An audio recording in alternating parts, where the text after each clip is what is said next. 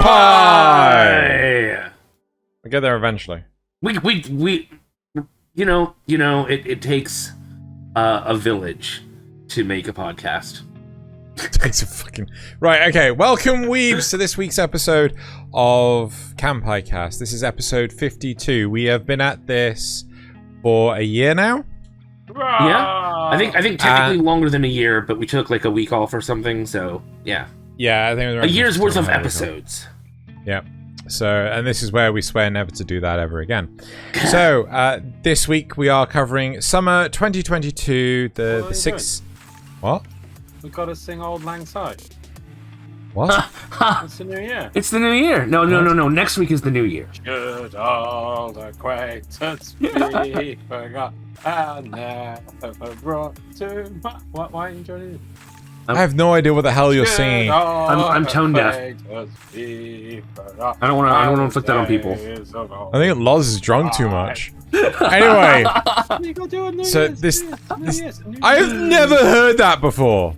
You've never heard Auld Lang Syne before? No. Wow. Well, yeah, I mean, I'm not sure. I've invited you I don't know how many times to come spend time on New Year's, Loz, and you always I don't want to if you don't sing Auld Lang Syne. I mean, yeah. Well, or you could just get us anyway, right. So, this week we're doing the summer 2022 6-episode roundup, and so first off, housekeeping. Just to remind everyone, we have timestamps and chapters allowing you to navigate to the sections of the show that you're particularly interested in. You can find them underneath Nasuth on the just underneath the red line that's slowly filling up, or you can click in the description at the very bottom. There's YouTube's weird way of chaptering it. Honestly, the thing underneath Nasuth is like by far the best solution. I don't know why they haven't just made that on by default. We'd also appreciate it if everyone would take a moment here at the start of the show to give the video a nice little like and leave a comment below just to say hi. Every little helps the YouTube algorithm since... every little helps the YouTube algorithm. Since we're headed into the news, maybe share your thoughts on a special news segment that airs on its own during the week. I feel that was supposed to be more of a question, Nasuth. Oh, okay. Sure. Well, isn't that... Or have we committed to doing this? No, I mean, okay. It's we're asking for their thoughts on the idea. Right, so they're always supposed to be a question mark, right? So basically, to elaborate ever so slightly, we're talking about making weekly news in anime. Because I've been slowly adding more and more news to the news segment. Yeah, because it just gets longer and longer. Anyway, so moving on to... So, I mean, if people would like to know about if they would like a section, if they would like a section on news, and if you enjoy Nasuth news, and it being a separate segment, maybe released on a Wednesday and just being like 20 minutes of just anime news, we can record it the same day and release that on, we do this, then we cut it out, put it on a different day, and that way you can have weekly news from us as a separate thing. So there's more content going out, and that way we could remove the news from this and just point to the news for the week if there's something we really want to bring up. If people are interested in that, please let us know, Yeah. Yeah, it's a nice little idea Loz came up with. It is. Yeah, well, I like the news, and there's so much more news, and we just don't have the time to do it because we're focusing on the shows. But then the news is important too. Yep. So let's move on to the news this week. Right. So we got a few sad ones to start, unfortunately. So Yoshifumi Ushima, the singer and songwriter for both of G Gundam's opening themes, passed away on August 7th at the age of 55 when his esophageal varices ruptured. I don't know what that is. Ruptured due to chronic liver cirrhosis. His family has requested a private funeral, so that's. What? Yeah. Loz is now Googling this. I mean, I know what cirrhosis is. Oh, so people with cirrhosis of the liver have enlarged veins in your esophagus. Oh, and so the varices is one of the veins. Okay, gotcha. That is sad. That is very sad. Yeah. And he's probably done a lot of damage, like not damage to his throat, but having been a singer, he's probably like used it pretty hard. Right. So your liver kind of sits just above the entrance to your stomach, right? Yes. Yeah. Here. And then that affects the veins just underneath it, which is where the esophagus meets the stomach. Right. So it's like the little. So it's not your throat. It's right. No, right, yeah, right, esophagus. I'm thinking up here. It's like it's the other end of the esophagus. Gotcha. Yeah. That is sad though. Such a young age. Yeah. I assume do you know who the G Gundam theme song? Is it good? I know the songs. They're pretty iconic. I mean, then it's sad. At 55 though, that is very young. If I were to guess, and I don't want to impugn the dead or anything, but if I were to guess, it's probably alcohol problem. You know. Yes. Yeah. But so G Gundam was 94. That was 20 years ago. So it's like he did that when he was like 30. Yeah. Oh. That's so sad. No wait. That's 30 years ago. If it's 94. 30 years ago. Yes, they must. Yeah, so he'd be in his 20s. Yeah, wow, talented. You know, in this day and age where the average life expectancy can be 70, close to 80 for some places, place people. Oh yeah, it's just sad. 55. Well, Japan has an incredibly strong aging population at the moment too. Yeah. Yeah, it's taken too soon. Right. Well, and we've got more terrible things. So. Well, we do unfortunately have. I mean, these things just happen. You know, people get old and pass away. Anime. Old. No, but this one is. Anime legend Hiroshi Otake, who voiced 004 in Cyborg 009 and Boss in Mazinger Z, and Sanpei in Speed Racer, and a lot of others, passed away on August 1st due to heart failure. His family also requested a private funeral. And just to say, like how big of a legend he was, he received the Merit Award for the 9th Annual Seiyu Awards in 2015. The award is given to voice actors who have contributed to many genres, including foreign works, over the years. Scroll the other way for a sec. Can I just get this? Yeah. Okay, thank you. Oh, you want to see how old he was? Yeah. I don't know if it was in the story or not, but if it was, I forgot to write it down. I'm pretty sure Mazinger Z is like in the 70s. So yeah, he died. He was 90. So I mean, there you go. That's good. That's a good age. I mean, yeah. It's still, obviously, it's sad that people go, and it's such great work. I mean, I'm just looking at there's other great things on this list. Yeah. Pokemon. There's loads of stuff. Yep. Death Note. Wow, did loads of stuff in here, but it's at least 90. At least you can say good innings. That's the best. Oh yeah. And again, huge body of work to carry him on forever. Yeah. Well, it's a form of immortality, it's like we like to say. Another legend, Keiichi Kobayashi, who voiced Jigen in Lupin III for 52 years. Wow. Oh, announced in September of last year that he would be retiring from the role, making Part 6 his last. Unfortunately, since then, he has passed on July 30th at the age of 89 due to complications from pneumonia. Yeah. And when there comes a point where, like, if they die of something like pneumonia, that is essentially natural causes. At like, that age, his body was done. Wait, he was still working? Yes, at up 89? until last year. Yes. Well, in his 80s, you could say. Yeah, it could have been 88. Could have been 88. I don't know when his birthday is. Wow. Yeah. Family requested a private funeral, but they will hold a more public event in the future for fans. Until he retired, he was the only original cast member left in the series, and amongst other roles, he's played the narrator in Stardust Memory and Avdol in the 1993 JoJo OVA. Jeez. Yeah, lots of stuff. That's amazing. I'm sure Lupin will be fine without him, but it's still super sad. No, but yeah. Yeah. I think we're finally done with the super sad news. All the deaths are out of the way. Jeez. But we do have another bit of news that might make you a little angry. I talked with Zeno a bit about this last night. According to a French dub actress, Anna Lazare-Gishi, I don't know how to. I don't know French. Crunchyroll has fired her for the role of Kikyo Kushida in Classroom of the Elite due to her involvement in a Chainsaw Man fandub. She said that she was shocked by the decision as a voice actress who honed the craft through fan dubbing. She added that fan dubbers are increasingly finding professional work thanks to their hard work and talents, and she hopes that her situation of being punished for fan work is an isolated case.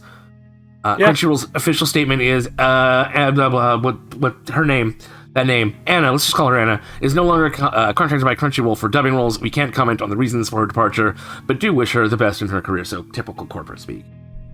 It's kind of sad that it's going to be somebody high up or something, or someone in some business person in a meeting made a decision, when not really taking an appreciation that the world moves forward and we have technology now that isn't like the past. This isn't just, releasing things and, we got to be really protective of our IP. That they need to consider, it's like, well, is it really hurting? If it really was hurting the company, then take the things down off of where they're being hosted, if that's proper. My assumption is that Crunchyroll is gonna start airing Chainsaw Man, and they don't want this competition, and they for some reason they're like, oh, you took part in it, so he must suffer. That's fucking bollocks. No. Sorry, hold on. This is bollocks, right? Because the show isn't even out yet. Yep. Right? And who knows how old the fan dub is? If she did the fan dub, she would have done it to the manga, if anything, which is not licensed by Crunchyroll, right? So, and if anything, you could say, well, this is more of a show reel than anything else. That she wanted to play the role of, what's the character's name? Mishima? Oh, the character in, I think, Chainsaw Man? Yeah, I think her name is Mishima, the character's name. And it's just like, I'm sorry, this is so tone deaf. Yeah. Right? And again, they found her through her fan dubbing. What? Yeah. What? And now you're gonna punish her for it? It makes no sense. It's like, if she actually had a statement in, a stipulation in a contract that basically says you cannot do any fan dubs or anything like that, then I'm sorry, the ownership is on her because she signed that agreement. Yeah, right? Sure. But if this is just some, the clause is we don't like it, I'm sorry, just fuck you so much. Yeah. To be fair, we don't have any other details aside from her, other than her side of the story. But I'm prone to believe her in this case. Just because Crunchyroll's, monolithic giant now. Yeah. She's a regular contributor to the Retake Dub channel, which will be linked in the news section below. So if you want to go check out any of that stuff. Apparently, I don't know what all they have. I don't know if she's doing it in French. If she is, she probably is. So you probably won't be able to understand it. But, I say that. Who knows how many of our audience actually know French. Right, so the next piece will be very old as of the airing of this episode, but the One Piece film Red sold over 3.6 million tickets in its first 8 days, earning over 5 billion yen, or around 37 million USD, or 30.5 million Great British pounds. So, hooray! One Piece is a juggernaut at this point. Right, so Kenichi Sonoda, the creator of Gunsmith Cats, Girl und Panzer, and more, drew his interpretation of SpyxFamily's Yoran Anya as part of his appearance at Kanpai Cast, and we do actually have that in the assets. Oh, do we have to go? Do I have to do small people first? I got it. Sweet, you got it. I got it. There we go. Oh, yep. Wow! Yep, is that not cool? That is so cool. He has done several other comic adaptations under the name Ganso Sonoda Ya, which means Progenitor Sonoda's shop, apparently. So, yeah, go check it out. Damn. If Crunchyroll wasn't bad enough, Disney Plus plans to increase its rates on December 8th. This will involve adding a new ad-supported tier at their current price of $7.99 and increasing the ad-free price to $10.99.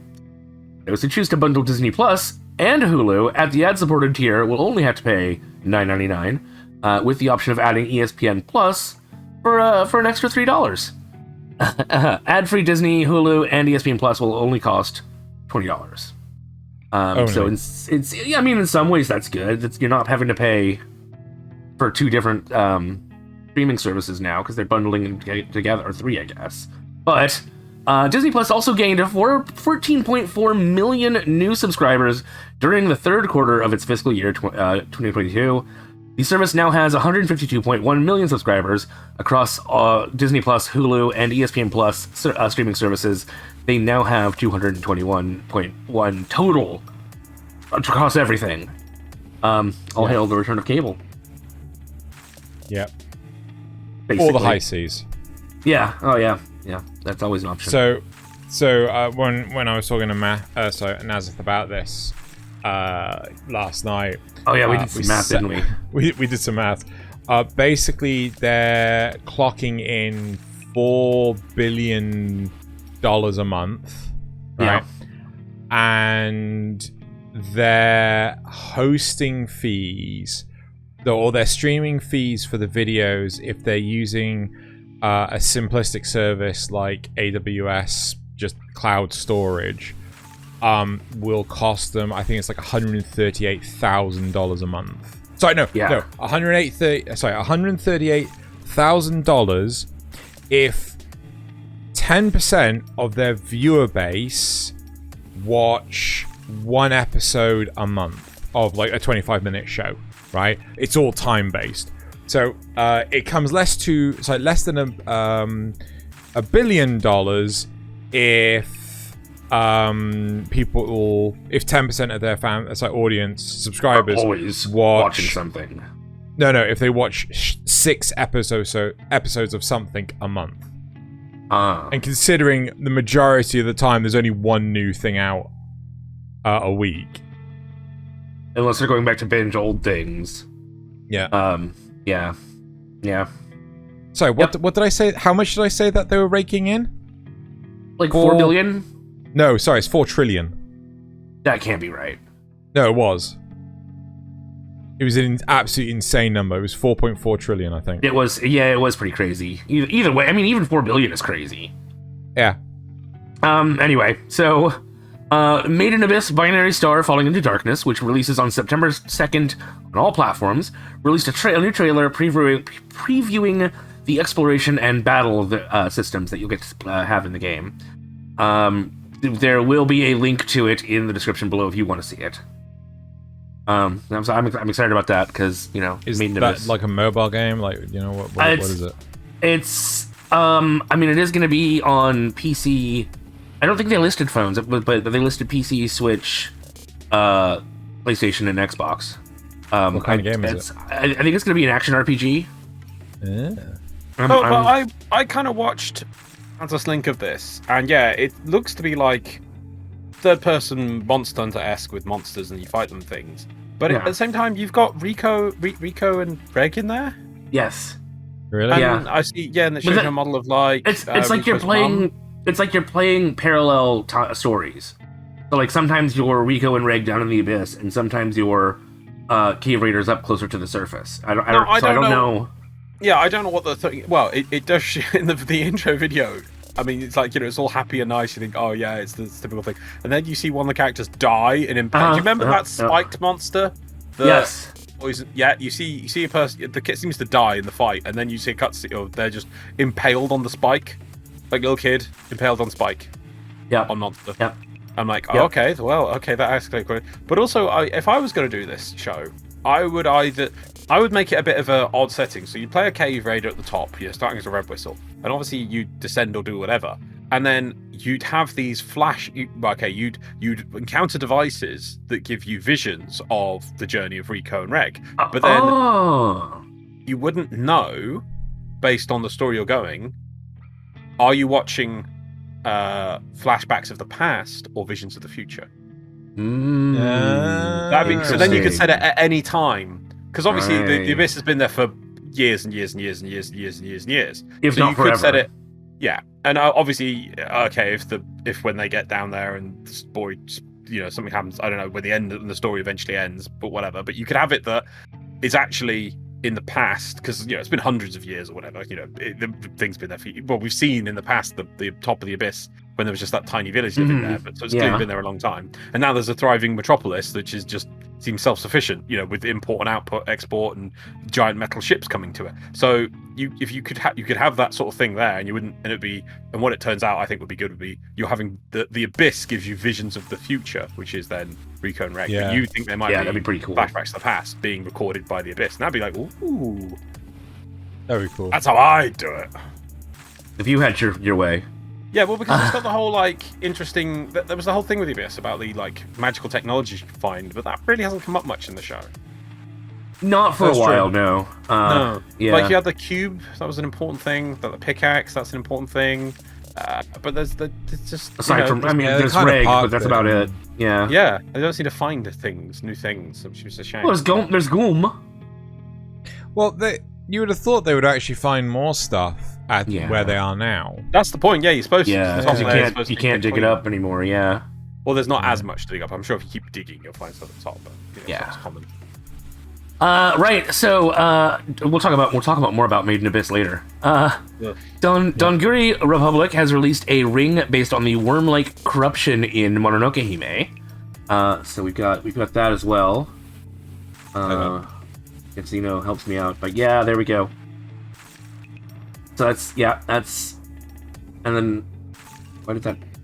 That was me. Here we go. And then, yep, isn't it cool? Isn't it cool? Pretty. Very It pretty. is pretty. I Price don't think I would is wear it. 1,980 yen, or about $14 US, or 12 Great British pounds, not including shipping, obviously. Obviously. Yeah, I agree with you. I don't think I would wear it, but it is really cool. I'd love to see it on somebody else. Maybe for the right occasion. I'm quite shocked that seems pretty low quality for that price. I would rather see a higher quality thing of that and make Fair. it more of a more privileged item. Mm-hmm. Yep. Right, so don't switch away from the assets yet, because Japanese figure maker Prime One Studios announced it will release an incredible Berserk statue. So let's go over here. It stands at a whopping 4 feet tall with an equipped base. The basic version costs around 108,000 yen, or 51,000. No, wait, that can't be right.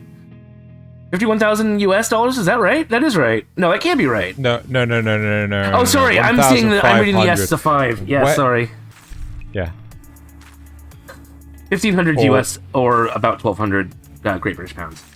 Yeah. That everything? Did I go through all of them? Oh no, I didn't do that one.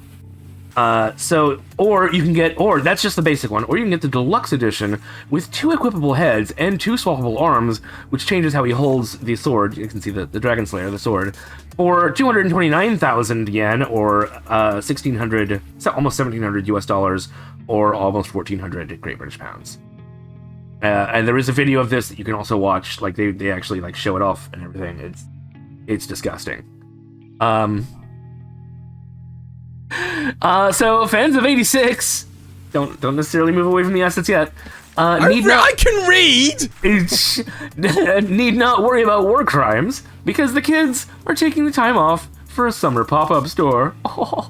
What the fuck? The items will be featured in the Marui department stores in the Shinjuku and Hakata districts from August 18th through October 2nd, but for those who can't make the trip, there's still a selection of items available online, including acrylic key holders, badges, stickers, tapestries, lots of stuff. Lots of stuff. Also, even Dakimakura covers. The last one features either Lena or Shin dressed in prim and proper military uniforms on one side and beachwear on the other. So it's a little hard. You want me to make that bigger so you can guys see it better? No, we're fine. Okay. So yeah, we got that. Okay then. Customers who purchase. Has the season 2 been announced for 86? Season 3? Yeah, I think so. Well, no, it is technically season 2. I don't know. I really can't remember. Yeah. There's some other stuff, but it's not really super important. Okay. Right. I think we're done with the assets for now. Okay. So as I struggle to hit the right buttons. Since Zeno's totally in love with Nazuna, I know you are. You're going to deny it later, but I know you are. He'll be happy to know that the two men who hit on her in episode 6 are just the hip-hop duo that do the intro, ending, and insert song, and have no chance at sealing his new vampire waifu. I mean, we'll get into that later. Also, Pokemon fans will be happy to know that the 4-episode... Is Xeno being NTR'd? Yes. Shut up. Pokemon fans will be happy to know that the 4-episode special, the Arceus, or is it Arceus? No, it is Arceus. Arceus Chronicles will premiere on Netflix worldwide except Asia for some reason on September 21st, except for the official premiere at the Pokemon World Championship, which takes place in London on August 19th. So are you guys going? No, but I just want to correct Nasuth. It says September 23rd. What did I say? 23rd, sorry. Yeah. Did I ever tell you my friend was the Milton Keynes Pokemon champion? No. Really? Yeah. Wait, I think you have actually, yeah. In like the year 2000, they did like a Pokemon challenge thing around the UK, and then you got to go to what was called the Millennium Dome back then for the grand final. And the guy he fought in the first round at the Millennium Dome then went on to win the World Championship. Wow, that's amazing. He was kicked out in the first. Oh, it was. I love it. We all thought, oh, we didn't stand a chance. He literally went in with oh god, what was Zapdos? Yeah. An Alakazam. Okay. And I think a Lapras. It was just like, it's what he had. And he won the first tournament in Milton Keynes, which is a city in the UK. And then he went to the Millennium Dome. And I was like, before we actually went to the Dome, there was all the people there. And I was like looking at what they were doing. Everyone was using the same other things. It was like Chansey. I remember Chansey. There was so much Chansey and minimize spam. He just had whatever for fun. He was just literally just took what I had for fun and won. He got like a whole set of badges. It was brilliant for like all the Pokemon gym badges. Wow, that's crazy. Damn. That's awesome. And I was checking them. He said he was going to make a wall mount for them, but he better. It was a bio. Sorry, I need to keep going. No, that's fine. So the official Twitter account for the live-action Sonic the Hedgehog films announced that there's already a film in the works for December 2024. So yeah, that series is just never going to die, apparently. Okay. The second movie was so good, though. Are we getting Jim Carrey? I don't know. No because clue. I think he said the second film was his last film. I know he loved the first film, and it was so heartwarming, the story. He got really annoyed when the fans complained because he was thinking like, oh come on, we can't bow to fans. But then he saw how much the fans were passionate about. The reason why is because they're passionate, and then he got because the film did so well, and he got so much fan mail and things about saying how great it was to see him in it. He was perfect. It improved his. Because he's had a lot of stuff recently which didn't go very well. He was happy with Kick-Ass 2, I think he was in, because right after that there was a gun massacre or something, and he really wasn't happy with that. So he was so happy to be in a kids film, and it was great, and he just had fun. And I remember in the film, they've got those big jeeps for all the Secret Service people. Yeah. The first film. Yeah. I've actually never watched it. Oh, okay. It's a fun film. I should. He bought one of those cars. I'm not sure if it's one of those cars that was in the show or a same one of it, and then auctioned it off for the film crew. Wow. Like they all got a free. It's like just random. Because he was just so happy with the first film, and he just enjoyed it so much. That's why he was in the second one. But I heard that was going to be his last film. Down high. And I don't blame him. The second film was so fun. Again, he looked just amazing in it. He did such a good job as Robotnik. Yeah. Who knows, maybe he'll come back for a fourth one. Maybe. That would be brilliant. Maybe. So finally, now as long as they don't do anything with that silver hedgehog from the really bad Sonic 2006 game. Oh no, don't go that far. I have no idea what Sonic 06 is, because it's terrible. How have you not watched the Game Grumps play it? They haven't played it. Yes, they have. No, they haven't. Yes, they have. No, they literally went on record a few weeks ago saying Sonic 06 is the only one we haven't played, and we need to play it at some point. It's awful. Anyway, in another vein of things that are awful, early reports say that Bandai Namco is developing a live-action Pac-Man film. Pixels doesn't count. Oh god. No. Yeah, the only thing I can imagine. Do you remember It was either from the late 80s or the early 90s. There was a Pac-Man cartoon. No. Oh, that's all I can imagine now is that Pac-Man cartoon that you don't remember in live action. Oh, maybe it was a simple case of that because it was JonTron instead of Danny. Man, it's on the freaking Game Grumps channel. You fucking lying to me. Fucking lying to me. How old is this? 10 years. 10 years, jeez. We don't finish the game. There's a joke about them going back to finish it at some point. Damn it. Sorry, it can't. Hold on. Damn. Copyright strike. Copyright strike. Where the hell is it? There it is. Oh, fuck. It was stuck behind my Discord window. Sorry. We can watch it together if you want. I'd happy to watch it together. Sure. I've definitely not seen it. Right. Right, well, are we into the topics now? Finally it for the news. How far are we in? 30 minutes in. And we're 30 minutes in. The news should be a separate show already. Yeah. Fine. Yeah. Right, okay, so moving on to the main topic of this week. So we're doing the halfway remarks of, summer 2022. We're going to go over shows that we're skipping. So these are for a number of reasons. Luminous Switches, which Nasuth I dropped skipping. it at episode 5. It's just boring. Rent a Girlfriend. Season 2 is just weirdly Same problem. bad. I need to. You know what? I'm gonna rewatch season 1 and see if I can actually just continue that momentum into season 2. The Devil is a Part-Timer. It's just bad. It's just fucking awful. I just don't want to. And The Uncle from Another World. We're not dropping this one. It's just a simple case of that the studios. Yeah, they ended up getting COVID after the 4th episode, and there hasn't been anything. So, we're holding that back. So we are going to start this with Loz, because he has the most 5 to 6 review. minutes to talk about it. So. Really? Right, which Yeah, one? I are you haven't going watched to... enough anime this season, to be honest. I really need to find more to watch. Well, I think it's because so much of it is unsatisfying. So what are you going to start with, Loz? I'm gonna start with Overlord. Overlord! Yep. So one of the ones that are definitely all for me. Okay, so Overlord, I'm up to episode 6. Compared to episode 3, I would say this has improved. Surely, time's not going as. Yes. Yes. There we go. Yes. Right. This has been improved surely by, simply by just adding dwarfs to the equation. Anything can be improved by adding dwarfs, and Overlord proves this. By episode 3, there was the stuff in the arena. What rating would you give it? Ratings first. Reached nothing special. Nothing special. Yeah, it's not much is happening. I have improved. I think I gave it a pass and specifically asked for poop to be added to this for this reason. Yeah, but there we go. It's now reached nothing special because it is nothing special, but it does have a good fun intro. I do love the intro this season, and there's dwarfs, so that is a plus point for me. It's still nothing special. Dwarfs do always help.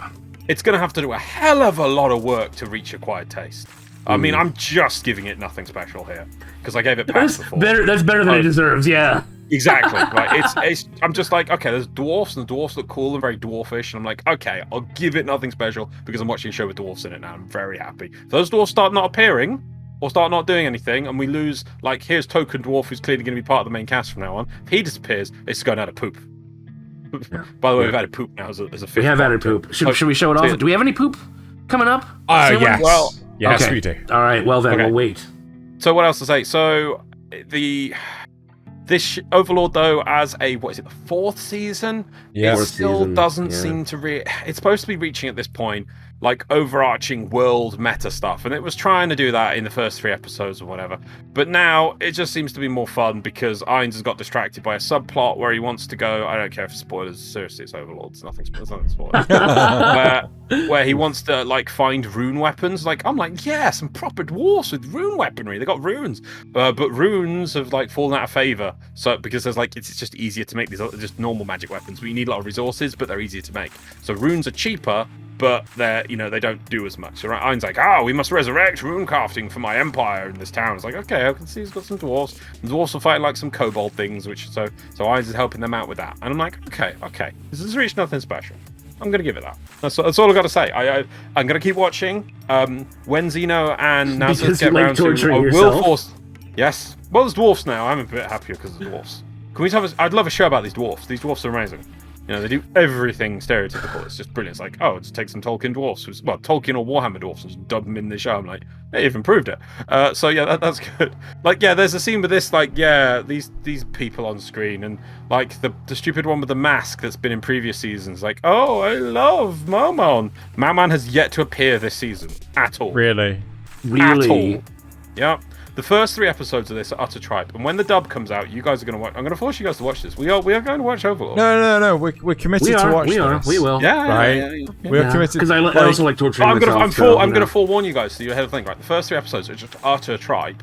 The 4th episode is like, oh, it's a bit of a joke because like Ainz, he just knows everything. That's how he turned up. No, he doesn't. He's just like, oh hey, Emperor man, I just turned up for fun. And he's like, and then he beats this guy in arena by cheating. Oh god, this arena fight. I bet you people who love the show will be like, oh my god, this arena fight's going to be so good when we get to it in the show. And Ainz like fights this giant emperor gladiator person. And he says like, aha, I will make this a fair fight. I will not use any of my magic. He freaking pulls out magic swords, like one of fire, one of other things. And then if Ainz touches him with his bare hand, he seems to put some sort of debuff curse on him. I'm like, all of this is freaking magic, Ainz. You're freaking cheating. Oh, it's just so disappointing. But it's not my magic. It's not real magic. It's dimensional space hammer magic. That's not a magic spell. Oh, it's so stupid. It's like it's just splitting hairs. It really is. It's fine. Anyway, he beats him, and then it's like, oh, let's go do some dwarf stuff. I'm like, yeah, okay, dwarf. So yeah, I got nothing else to say. I'll report when we get to the end. It's really interesting that you've just said that Maomon is yet to appear, considering the end of the 3rd season, right? There was this big cliffhanger where effectively the inappropriate treasury guardian was pretending to be Maomon, and they're like Ainz and Maomon were sort of like death staring each other. Yeah, I think he's been told to go do that permanently, but we don't see him do anything. You know, that could be interesting. Like, is he doing a good job, bad job? We don't even know. It was in like episode 1 that gets explained. I'm like, I don't care. Where's dwarfs? Well, why? It should happen. Why is it not? Okay. Yeah. That's. Anyways, dwarfs. Let's move on. I'll tell you when it gets to episode 12. I'm going to keep watching the final 6 episodes, and then I'm going to force these 2 to watch it in dub form. But so far, first 3 episodes, tripe. 4th episode, stupidity. 5 and 6, I got dwarfs. One can hope. Right. Dwarfs. Right. Dwarfs. So I'm gonna do my first one, and it is Call of the Night. And this is poop. Ooh. Dear. But it's got your vampire girlfriend in it. No, I'm not kidding, right? It took me 3 days to watch episode 5. Right? Oh. I started it, and I just couldn't take it anymore, and I just had to stop. I started the whole thing. I wouldn't even start from the beginning. This show had a really interesting premise. The animation is phenomenal. Yeah.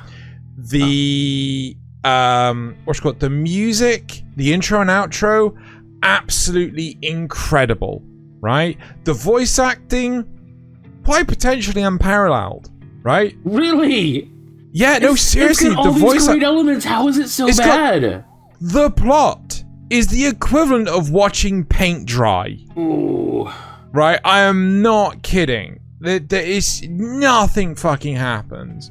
It is so aesthetically pleasing to watch, but there is nothing happening. And if you enjoy this show, fine, right? I really enjoyed the first 3 episodes, but when the following 3 episodes were literally the same thing, sounds kind of like a teen romance sort of thing, where they don't like they just can't get to the end because then the story would be over. You know? I disagree. Because like in a lot of teen romances and things like Toradora or My Dress Up Darling, they really push hard in telling a narrative even though they don't make any progress. But this, like, the characters are just so trapped in their own heads for so damn long, right? It is just like, shut up and do something, for the love of fucking Christ, right? It's an American teen drama. And it's oh my god, like, at one point in time, so the Nezuna, who's the main vampire, she actually has a side hustle where she gives people massages at night in order to help them relax and sleep and all, you know. She needs this job because otherwise, how can she live in the human world? Right? The human world runs on money. How on earth could she afford rent and things like this? But in the entire series, it's 6 episodes, she's had one customer, and the customer was only paying $40. Ooh. That's it, right? How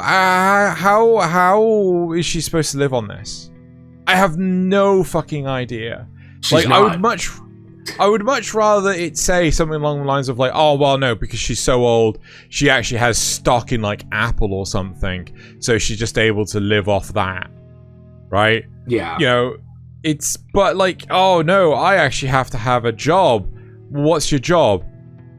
Stupid. My job is being stupid. Fuck, no, I'm done. I'm not watching any more of this. It might be really good as a manga because I've heard really good things about it, but the anime execution is just bad. It's a case like of the plot. all the things being there, but the writing just falls through. Yeah, it doesn't adapt to an anime well. It's sad. I don't really have any other points to add to this. I would just say don't bother watching it. I don't know if you guys have any questions. I mean, I wasn't gonna watch it to begin with, so Fair. No. Okay. If it's like, if it's a key thing for the show and it's not explaining why that's happening, and it's like it's not all adding up, then it's just the premise is just being gutted. Then there's no tension. Like, so the big thing is, and this is discovered in the first episode, right?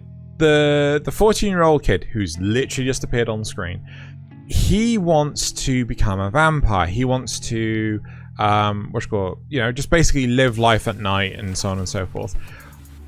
In order to become a vampire, he needs to fall in love with Nezuna as she she drinks his blood, and then he will turn into a vampire, right? But it's like, that is such an arbitrary thing to achieve. yeah. Right? It's good luck. Good fucking luck. Right? And if you get it wrong, you die. Anyway, right. Should we move on to one of Nasuth's? Yes, let's do Shine On Bakumatsu Bad Boys, if you would please. Sure. And this one is getting just barely an acquired taste. I think a lot of people are going to struggle with the animation style, and that's understandable. I personally enjoy it. We talked a bit about that last time, but yeah, it's very, so it's there's a little bit of some trivia about this. The technical term for this type of story is oh my gosh, how do I say this? Jidai Geki, which is broadly like samurai films and whatnot. You know, think like, you know, the wuxia films in China, or some really good westerns in America. Even some of the spaghetti westerns from Europe. But if you've ever seen like Drunken Master or maybe even Seven Samurai, I don't know. But definitely, it's definitely closer to Drunken Master than anything from Kurosawa, who is a really big, well-known name for this type of story. Which is, so essentially it's about the period, the Bakumatsu era, which is why it's got the name Bakumatsu Bad Boy. Anyway, move on from that, because that's boring, right? It's a very strong shonen show. You know, it's got the power of not the power of friendship so much as the power of camaraderie, like being part of a team, even if you're not necessarily friends. the twists aren't really very surprising. Like you find out that should I do spoilers? Nah, it's not really. It's not really that important. You find out that one of the characters, his brother, is now actually the bad guy. That's pretty typical of anime of this type. Because now you got, how can I kill my brother? I must, but my friends, my allies. What do I do? So it's setting up some drama in that regard. It's all right. These 3 episodes split the characters up so much better, right? Because in the first one, it really focused on each one individually, like, but it was just the same thing every time. Like, they get in a fight, they unleash the power of their sword, they win. Now it's much more, you get to know them better. You get like the green-haired one and the purple-haired one, it's a doctor and a priest. They spend a lot of time together, really developing, like, in ways that you wouldn't necessarily think at first. Like, the doctor really reveals more of how he's looked down on by a lot of society because of the way he, they don't want somebody learning anatomy by cutting open cadavers. A lot of people aren't really into that. And the priest is like, he's helped like Christians who were very like outlawed in this era of Japan. Yes. Yeah. So he's like helped Christians in the past to do their sort of thing. So he's more complex than just a dirty priest who, like a perverted priest. You get more strengths and weaknesses. So one question I have is, this sounds very much villain of the week. No, surprisingly. Okay, so what would you compare this show to? Because I'm not really sensing a draw to it or what common ground this is covering. It's so if you're into that sort of samurai film period, that's going to be a draw for it. It's got the historical element to it. It actually is apparently decent, relatively decent, even though it's injecting fantasy into it. There's also some weird sci-fi elements, like they're harnessing the power of souls for some reason. The bad guys are harnessing the power of souls and turning it into an energy source. And they've talked a bit about that in the show, like, is the soul a real thing? Does it persist? Is it energy that, so there's that aspect of it too. If you like just really good action, just really fun shonen action where they're, waving around their swords and hitting things, that's a good reason to watch it. I'm not sure how is this not villain of the week? Because they're facing the same villain every time. Well, no, okay, facing the same villain every time. So wait, the same bad guy turns up every time. He's working from the shadows a bit in the first, 3 episodes, but in the second 3, he has a much more active role. They're trying to track, like, the Shinsengumi, our group of good guys are trying to track down where their base is, and so they're not actually fighting villains of the week. They're doing a lot of going out and searching and talking to people, and So they're trying to find their base of operations in order to free the souls. Right. Yeah. Well, they don't even know the souls are there particularly. They just know that these guys are sorry, get a really bad allergy today. They are doing bad things around the city. Like they're rogue Ronin. They're also driving up the price of kerosene, which is really, really bad. Things like that. They're an actual organization that they need to take down. It's not just facing a bad guy. Okay, fair enough then. Do you have anything else to add? No. I'm terrible at explaining these things, but I'm really enjoying it. It's just nice, good action. Characters don't have to be super complex. You just sit down and you enjoy it. Okay, right. Loz, you ready? Do you have any questions, or do you want to move on to your one? Don't have any questions? Let's move on. Okay, what do you want? What have I got?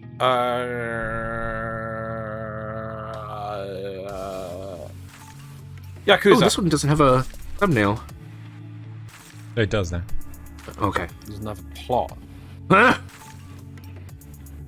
Okay, Yeah, so that's how you Yakuza. say. So me and Drew have been watching this one, the Yakuza's Guide to Babysitting, and it's interesting. It's nice. I can't. There's nothing to spoil, so there's no need to put spoilers on. I would give it an acquired taste. Really? Yeah, I enjoy it. This at least there's a premise, and it's fun, and it's even gone, hey, let's do a bit of a different episode now and then. There's a sub-story going on. The sub-story's going on. Characters are progressing. Recurring characters are happening. I enjoy it. It's a bit wholesome bit of the week. I do look forward to it. We missed last week, and so me and Xeno did 2 episodes this week, and I enjoy it. I seeing this little girl, and she's hanging with Yakuzas. Could this do anything more to become a must-watch? So there is a subplot going on with So our main thing is we have the Yakuza and his right hand man of the main Yakuza boss, which is this chap here in the glasses, who is a renowned badass. Basically, It's like, does he kill? He's so badass, right? He can make smoke appear off screen from his fingers. Yeah. What? Like we never see the smoke. We never see the cigarette. We see him sitting there, and there's just some smoke. Right. Yeah, so obviously they can't serve smoking. You never see him put it in his mouth or anything, but there's off screen, there's a little bit of smoke coming off from the edge of the screen. But so yeah, it's just to show that they are Yakuza. But he is clearly like he's like called the demon of this Yakuza group. But he's been given the responsibility of looking after the daughter, the leader's daughter. And he is mellowing a bit from it, but at the same time, he is still the demon inside. You know, when he needs to be an ass, he can be an ass to people. And I just enjoy seeing the growth of these characters, the other characters in the Yakuza group. There is a subplot though of what you asked why it could become anything better. Is there seems to be like he's got like a fan or something which appreciates his work, who is getting, I think, rather upset that he is not. He sees him occasionally and sees him like looking after this kid. It's like that's not what you're supposed to be doing. So yeah, that's what's going on there. So I don't know. I don't think I put it in a quiet taste. That's because I'm just enjoying a bit of wholesomeness.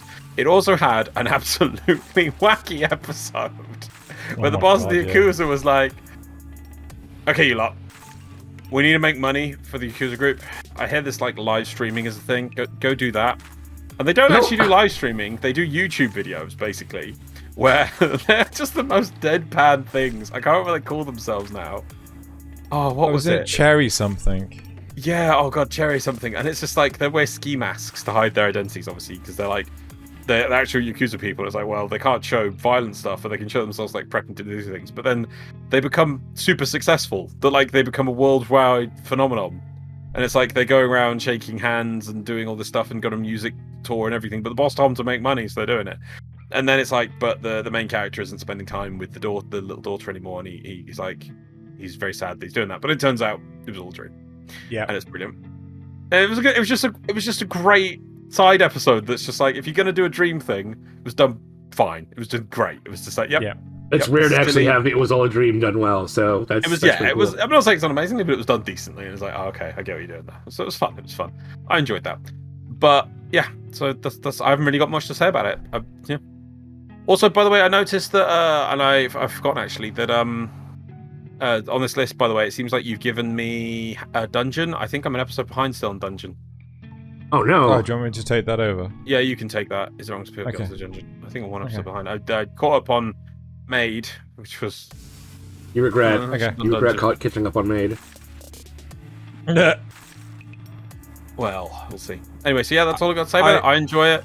It's got the stuff with the mum as well. This is, you can see here, with the mum still in a coma. We'll see where that goes. But yeah, I kind of enjoying this show. It's responsible and adult, but it's got some heart.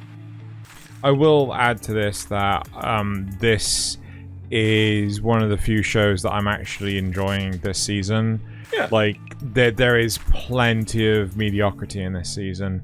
And I think this is one of the things. Like, I kind of agree with Loz. I don't think this is a must-watch. No, I said a quiet taste. But, yes, I know.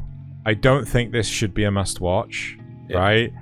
But I'm not entirely sure what it would take to actually make it a must-watch. I think it's just, just need more, just more of the whole thing sort of thing. So, I don't know. It's hard. Like, if they went heavy on some recurring plot and danger and the girl in trouble and things, it would kind of detract from the wholesomeness each week. Exactly. And it would just kind of jump the shark a bit. And if it just keeps going as it is, it's not really ever going to achieve anything amazing. So, what did SpyxFamily do right that this show did wrong? Anya being the amazing meme ship that she was. I don't know. Like the SS meme-rific. The more time goes by, the more I'm like, I'm really done with these Anya memes. Can they stop now already? No. Yeah, at least until the show comes back and we get some fresh. No. Yeah. Some fresh crops. Yeah. Well, yeah. Anyway, right. So should we move on to the next one? Yep. Cool. Right. So moving on to the next one. I'm going to do Engage Kiss. This is a flat out nothing special. It's got like an okay plot point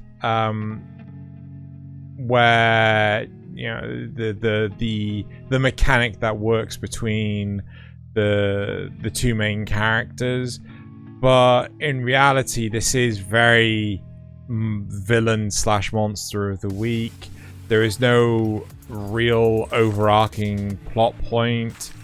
It's like, we know that there is a overall goal, but they haven't really elaborated as to what that is. And 6 episodes in now, I mean, like to bloody know already. The combat, the animation is fantastic. The plot is a bit bland. The the music composition is okay. Yeah, it's just kind of mid. Remind me the premise of this show. So this show is basically that the world has discovered a new material, like a new energy source, and it's deep in the earth. And they've created like an artificial island that allows them to extract it out in the middle of the sea. But with this new material has emerged these demons. So basically people that are turning into monsters of the week kind of thing. And they have effectively these private organizations that will deal with the monsters, but the government effectively pays for these organizations to deal with the monsters. So it's a bidding war. It's always an auction. So if the monster is of at least a certain a certain classification, our main protagonist here, called Blandkun, turns up to these auctions, and he will offer a bid that is so ridiculously low none of his competitors can dare challenge it. But that's because his organization is literally just him and the pink-haired girl that you've seen, who is also a demon, but for some strange reason she doesn't have this weird gnarly body that every other demon thus far has had. She's the sexy there demon. Is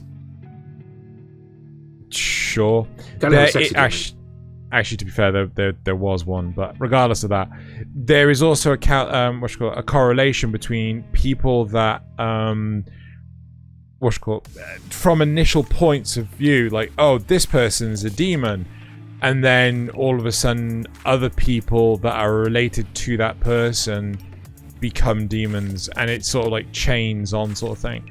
So it has an okay premise, but there's supposed to be this overarching plot point between Blandkun and pink-haired girl here of why they're doing all of this. It is yet to be revealed, I think 6 or 7 episodes in, and it's just like, you're not going to get to it. I think the cliffhanger of this season for this show is like, and it turns out you were trying to find the one that killed your parents behind the opera house all along. That turned you into Batman. It's like, yeah, that's it in a nutshell. So it's nothing special. So it's an interesting idea, but they're wasting your time with it. Yeah, effectively. Animation's good, but if you just want something on to watch in the background, sure, why not? But there's other stuff you can watch. Yeah. So there you go. I don't know if you guys have any questions. No, I think you covered it. I will keep watching this until the end of the season, though. Just to highlight that. Unless, like, the next few episodes just get really boring. Yeah, so that's it. Right, so let's do Fuuto PI. Fuuto PI. Fuuto PI. Yep. Yes. Which I think is actually a must-watch. I know. There's only 3 episodes so far of this one, so we can't give it a full 6-episode review. But okay, so all 3 of us have watched this. Yeah. Right. You have to justify to me why you're putting this as a must-watch. Okay. All right. Well, I will admit that episode 1 was kind of hard for me to get through. I felt like there was a lot of setup, a lot of, hey, we've got these plot points that we're going to develop later. Timer. Yes, timer. But they didn't, they don't really, if you don't know the lore for Kamen Rider, especially for this Kamen Rider, they're not really going to tell you too much, and I'm kind of alright with that. You don't necessarily need to know more than, what they give you about the memories and how they can change people and stuff. It would be nice to know more about the device that they use to contain the memories when they're using them, so they don't go crazy. But that's probably explained more in the show. Why do I think it's a must-watch? Despite the fact that it has a lot of fan service in it. It's just really good action. It's really slick and well animated. I like the noir vibe of, this wannabe hard-boiled detective, and the femme fatale and all of that. I think it's a great, just mood. And like I said, the action is really good. The voice acting is pretty good. I'd say actually really good. I'm a little worried that it'll be Monster of the Week, but it took 3 episodes to take down just one monster, so I don't think it'll be Monster of the Week. It might develop that way, though, as we get into it. I didn't like that they gave away that the girl would be joining them in the opening, in the intro. Mm-hmm. But I kind of figured she probably would anyway.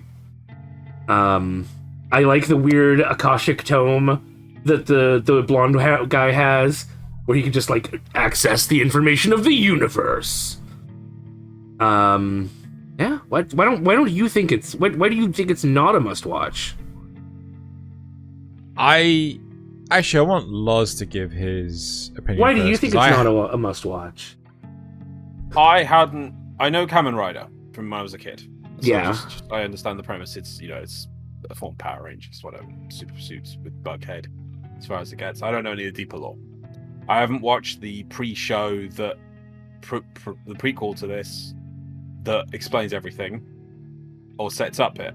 So from the start, I was like, oh, so is this some sort of noir mystery thing? Wait, I know this is Kamen Rider. Xeno said it was Kamen Rider. Where's Kamen Rider stuff? And so then it kind of dragged on for 2 whole episodes, trying to bait us and hide it. And with the whole, is she is this person the Monster of the Week? Is she not? And then the way it resolved all those points was kind of stupid from a mystery side of things. It was that spoiler wise, but I mean, it was 3 episodes. So Yeah. The dark dimension or the Shadow Realm, was slightly a few inches off. So that's why it looked like she was floating. She was actually standing on a nearby building, but it was in the other dimension for some reason. And that's why when she slipped permanently into the dimension is because she's actually hiding behind a building or something in the other dimension. So that's why you can't see her in this dimension. The fact that the guy who was kind of smitten with her the whole time was all a ruse. Yeah. When the only thing that was there really to kind of hint towards that was that the guy, and I did pick on it, and the character was saying, is when the mob boss turns up and says, we'll be able to resolve the witch, the thing, the deaths, and the bag. And I'm like, why do you care about the bag? So that was, and it's and that's it. It's that was the whole mystery resolved for that side thing. There was nothing else, no tells, no anything else. And it took 3 episodes baiting Kamen Rider stuff. Oh god, the thing got me really. It's the 2 last things that really got me that I was just annoyed about because they don't get explained. One of them was just stupid. The guy gets so annoyed. He's like, I'm gonna leave my morphing tool here and go out by myself. It's like you literally needed that to survive and save someone's life earlier today, and now you're just gonna leave it behind because you want to be an ass. Because the guy's like, no, that part was kind of dumb. She could be the evil monster. How dare you call my current crush the monster? My new waifu. You're not my mother. I need my new waifu. New waifu literally climbs into his bed and just sort of lays there. Oh my god, I can't be near my waifu. I'm going to sleep out on a thing. There is a lot of fan service in this show. A lot of fan service. Well, only focusing on one character. And so, what is That's going on with that there's a bit with this girl too. But you're really? right. Yeah, a little bit. What is fan service to you, Nasuth? I'd have to get what? You masochist. You love people slapping you with slippers. Yeah. La chancla. No, I'd have to. It's my kink, so I have to shame you for this. So. No, I'd have to try to find the actual image, but I know there's a little fan service with her. Right, the other thing gets me is the magical. I mean, maybe it's explained better in the prequel and that, so I'm just doing it quite raw. But the magical USB sticks that sort of turn you into monsters, but also the same thing turns them into the Kamen Rider thing, so they can't be that bad, but they are. But it's because they have the henshin device that like they don't plug it directly into them, they plug it into that, and then that channels the energy. At least that's how I think it goes. Again, I've not actually watched it. What happens if they did? Is that? But then that would mean that the things themselves are actually evil, but the fact that they have a belt is what's good, not the fact they use them. Which is kind of maybe that's explained. But some of the bad guys also have belts, so they can use them without turning into horrible monsters. It was like, you did turn into a sort of monster. The last thing that annoyed me was the guy's bloody mind palace. I will now look through my man palace, all the books. Quick, I am Google search. Let me search for the thing you need. Give me keywords.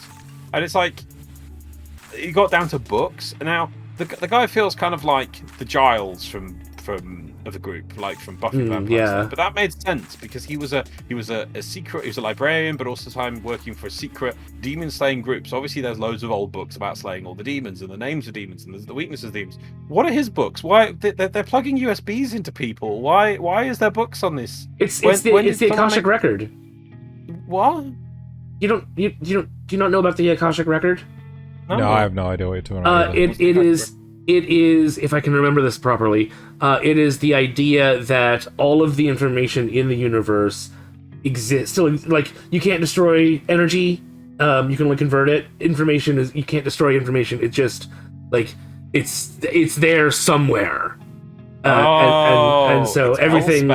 Yeah, I guess. Yeah. Everything that anyone's ever learned or done is stored somewhere in the Akashic memory. Do you know what L space is? No. Did you know that all libraries everywhere are connected to each other? God. Have you never gone into an old bookshop and like, wait, why is there a set of stairs here? How do they fit from the outside? This is a square box. Why is there a hidden set of stairs and a secret room back here? I have actually, yeah. Exactly. That's because books warp space and time. So actually, through so that that's why it's bigger on the inside in every bookshop, old bookshops. So that's because it leaks through. But if you know how, you can go from any library/bookshop to any other library/bookshop, or in space and time. So clearly, that is L space. Yes, there you go. Yeah. The thing is that it kind of feels no. I believe it's Discord, isn't it? Yeah. It's like Discworld. Yeah. I get your complaints, but I don't know. I liked the. I think it. So it's obviously a follow-on from the previous thing, which said is very slapstick and bits hard to watch. I do love the feel of this show. It started. You just wanted to go a little faster. No, I love it. They could explain. It just come up with a way of doing this that's a bit more They didn't need to just bypass things without just doing a careful explanation of it for new people who's starting here. I think it's a cool start point. Yeah, but it's kind of weird. I think part of the problem though is because I have watched a good chunk of Kamen Rider Double, and some of the questions may be, where did these memory cards come from? How did he get his Kamen Rider powers, so on and so forth? Why is he and his brother merged like the fusion dance? Yeah, like a lot of the time, these things are not answered. I can't speak on behalf of Double because I didn't finish it. These things are often 52 episodes long. They're the full year. and they don't make a lot of ground. This is effectively a 52 episode series, season of Supernatural. Supernatural has a lot of filler in itself in a single season. So just imagine how much a 52 episode series is going to have. The big thing is that the Akashic record that Nasuth is actually talking about, it's all in Philip's memory, right? It's not the book in front he holds in his hand. Philip just knows these things for some reason, and he's trying to pinpoint which memory it is that's causing these problems. So if you spotted it when Philip draws the book from the L space bookshelf, it actually says road on the book, so he's able to determine which memory it is given all the bits of information. Like, this is a much better way of telling the narrative for Kamen Rider Double.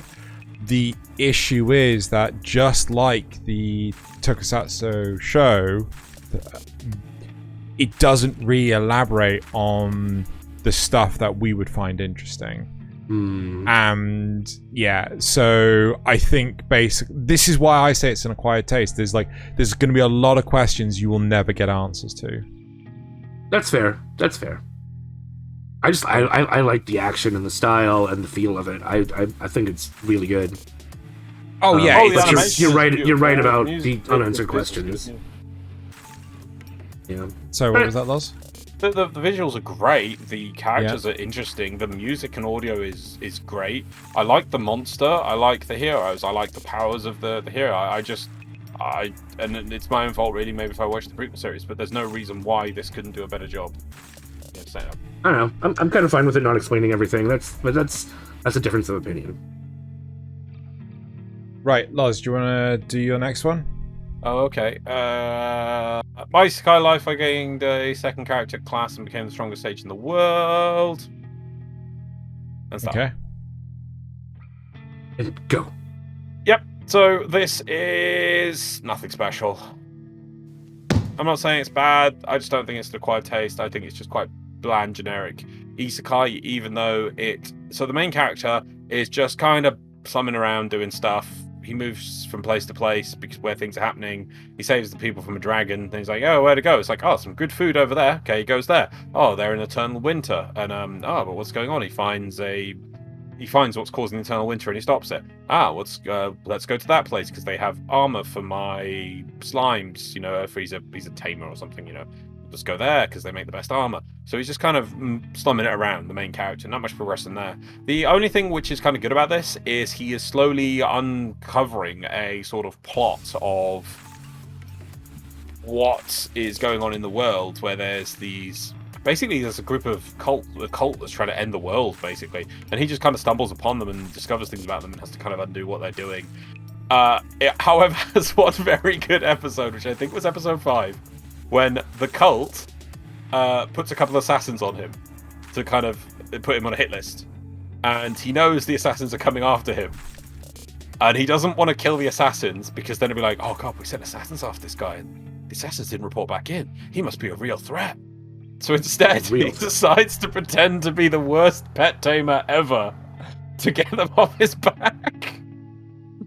And it's a brilliant episode where he's got a pet wolf and he's like, oh god, I'll take this low level quest from the guild, and they're watching him from the shadows. But obviously he's got all these slimes and he can stealth the slime, so he can see and hear what they're doing as they sneak around. He's just so much better than them.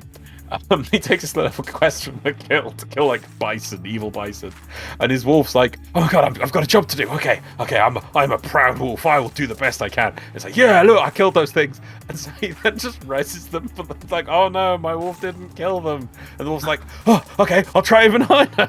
It's like, and the wolf kills them. He's like, res again. He keeps healing and resing them and buffing these creatures. And the wolf's just getting exasperated by it, just so he can put on a show to these assassins that are trying to kill him. So then he he has to keep doing things to look as awful as he can. So he goes to this town that has the best pet armor, and he does this whole, goes to the shop and then pretends he has no money. And he's like, oh look, he's going to the pet shop. He must know that's the best pet armor place. He's gonna get pet armor. Wait, he's being showed away. Oh, he's got no money. What's he doing now? Well, he's using his small army of slimes to look for coins on the floor. What's he doing with the money? They follow him to a pub. He's gotten drunk at the bar with the money he found off the floor. Oh my god.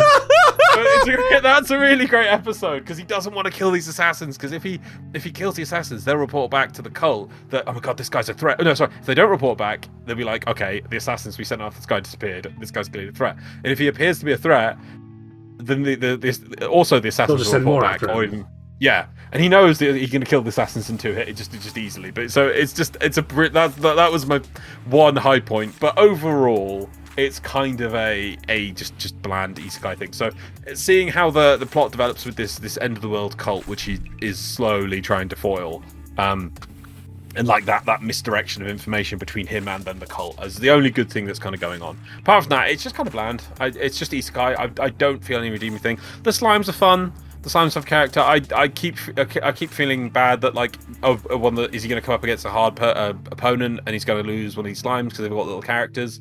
They're not great, but they're different visually, slightly different. One's got a mustache, that kind of thing. One's got a scar, has a slime of a scar, I don't know, that kind of thing. And I think it'd be kind of good if he kind of lost one and put a bit more depth to it, because then he could respond to it. But the fact that he can just link to any of the slimes and shoot magic spells right out of their faces that just can obliterate anything, I don't think it will. But it would just be kind of nice to see him get caught unawares and lose a slime and have to deal with that, and then maybe a bit more careful of his slimes. The slimes just happy to do whatever. I think they wouldn't really care. They'd be like, oh well, we're doing our best with you. So who knows? But at the moment, I just think there's nothing special here. It's just kind of generic isekai, but it has got a few little interesting gems in there. Yeah. That's all I've got to say. Fair enough. Yeah, that one episode that was brilliant. It really was. Because you've got the two assassins chatting about, what is he doing now? Why is he doing that? Can I kill him? You're not going to kill him. This isn't like last time. It's that kind of thing. It's like a team that's always been around doing stuff. So it's a great dynamic. The episode. That one episode was good. Yeah. I have a question for you because we've got this My Isekai Life something longer than the world. We have Black Summoner, Harem the Labyrinth of Another World, and Overlord. If you could do you want me to rate these four in 1, 2, one being the best. 1, 2, 3, 4. Okay. Yeah. At the moment, in enjoyment, this is purely my enjoyment of watching it. Yeah. I would say this is probably 1. Yeah. I'm then enjoying Black Summoner 2, then Harem 3, then Overlord. Okay. Fair enough. And I still think this is bland. And I still think it's bland, but another, I might even put Black Summoner A Required Taste over this. But at the same time, Black Summoner has its own faults, which are different. But as which I'm enjoying each week, this is probably the most. Okay, fair enough. Right, let's move on. I am going to do... Is it wrong to pick up girls... Sorry, to try and pick up girls in a dungeon. Season 4. Yeah, I'm an episode behind. So you're gonna spoil everything that I haven't seen yet. No. Okay, good. All right. No, I'm not gonna spoil anything. So after Bell loses his arm, right? Yeah, okay, all right. He then has to attach the blade onto his arm, and then Hestia has to summon the Griffin into the little bit. How do we get him to stop? He won't stop talking, right? So I want to say that as a series on a whole, this is a must-watch. I think this is one of the best fantasy series in anime for a long-ass time. I was really surprised that it wasn't an isekai. I really want to say, this is the 4th season. If you haven't started Is It Wrong to Try and Pick Up Girls in a Dungeon, you really should. The name is by far the biggest misleading thing about it. It's such a lie. I think this was recommended to me by a friend years ago when season 1 came out. Not you, but someone else. And I thought I literally just heard the name and was like, why would I want to watch what that sounds like to be? This is a total don't judge a book by its cover, or don't judge by its name, because honestly, why did they put that as the name? That it just doesn't make sense for the name. I mean, he does pick up a lot of girls in the dungeon, but not exclusively. He pulls. He pulls, but yes, he doesn't have the conviction to do anything with it. Yeah, But it's more the it's just happenstance that they come. Bell is a hero. Yeah. Yeah. He is the truest of heroes, the noblest of heroes. So I don't want to go into too much. He can't get with the girls until he finishes the quest. Yeah. Kill the evil dragon or whatever it is he's got to do. That's how the game ends. I feel that this, I don't want to go into too much detail. The animation, the music, everything about this is still on par with everything, the quality of the animation that we've seen from season 3 and season 2, right? Season 1 was the first season, but it had a boost in production since then. It looks brilliant. The plot continues from effectively where we left off in season 3, which we can't say too much about because we're currently watching it with Nasuth. Yep. Out of respect for Nasuth. But yeah, no, I think that seriously people should watch this. I mean, I would rate Is It Wrong to Try and Pick Up Girls in a Dungeon better than Goblin Slayer, and I love Goblin Slayer. Really? No, I really would. Like, it's actually got proper world exploration. It's got proper character development. Characters have their convictions. Like, they don't just, they're not. Loz will get this. They're not Sylvanas Windrunner, which their motivation flips on a bloody coin depending on who's writing her. Wait, which one are we doing here? Is it this dungeon or? Yeah. No, talking about Is It Wrong to Pick Up Girls in a Dungeon, and basically saying that the convictions of the characters stay true throughout the entire show, where, you can have other characters that are written so poorly that, like, they flip-flop all over the place. Like, we've seen it with other shows. Can I think of a single one? No, not in the slightest. But, I will say I enjoy this more than most fantasy-style shows, including Goblin Slayer. Goblin Slayer I like for different reasons, but this I could watch time and time again. So how would you compare season 1 of Goblin Slayer to season 1 of this? So if I just had season 1 of Is It Wrong to Try and Pick Up Girls in a Dungeon, I say Goblin Slayer is better. Okay. Right? It's just the fact that they've had more time to do world build and everything.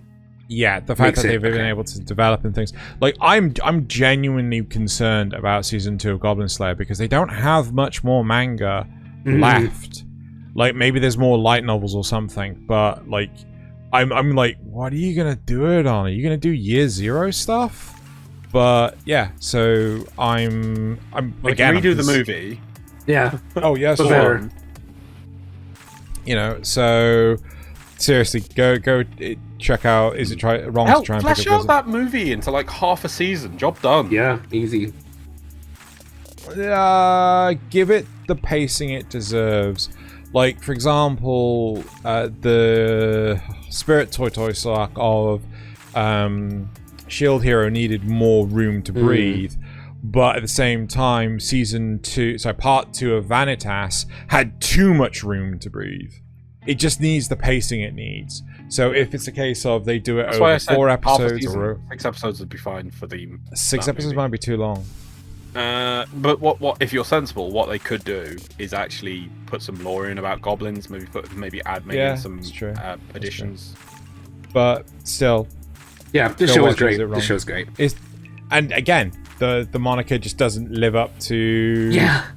It's like it's they super just bait and switch in anime. It's all down to the like what his grandfather said to him in pre-season 1. Like, you get a flashback of it in season 1 once, and that's it, right? So that's where the fucking name comes from, and it's just so go watch it. You're doing yourself a disservice if you've not seen this series. So I'm gonna hand over to Nasuth. Right, let's go and do Yurei Deco. I think it's that one. Which I am going to give a low-end acquired taste. I can't give it nothing special because it's far too weird and interesting to be nothing special. But I can't give it... Wait, I swear you gave this a must-watch last time.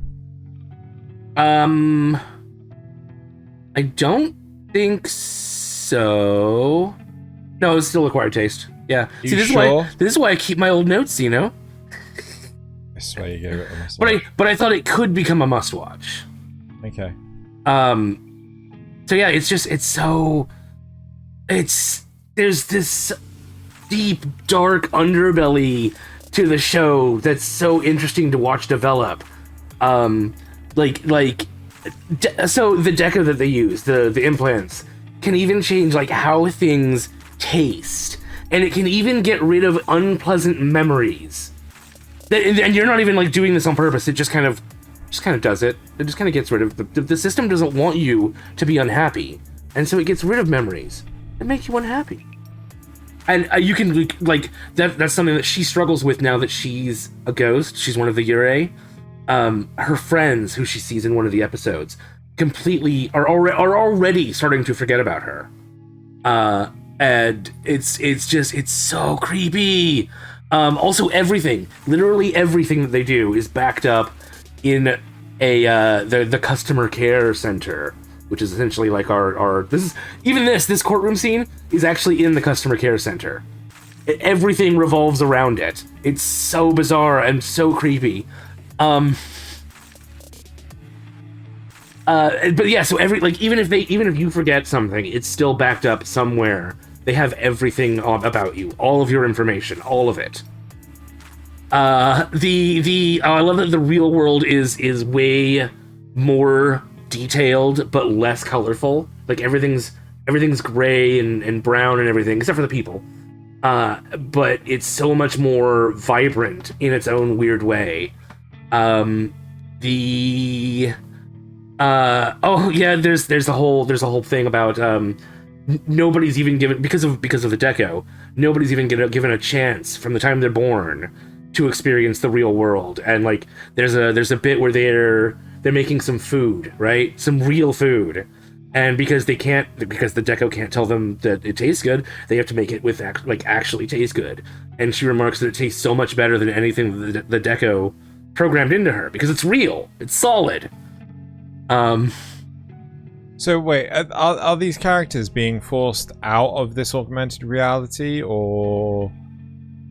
So to some extent, yes. Hack, the one in the background right now with the goggles, she was never born with deco, so she's always been an outsider.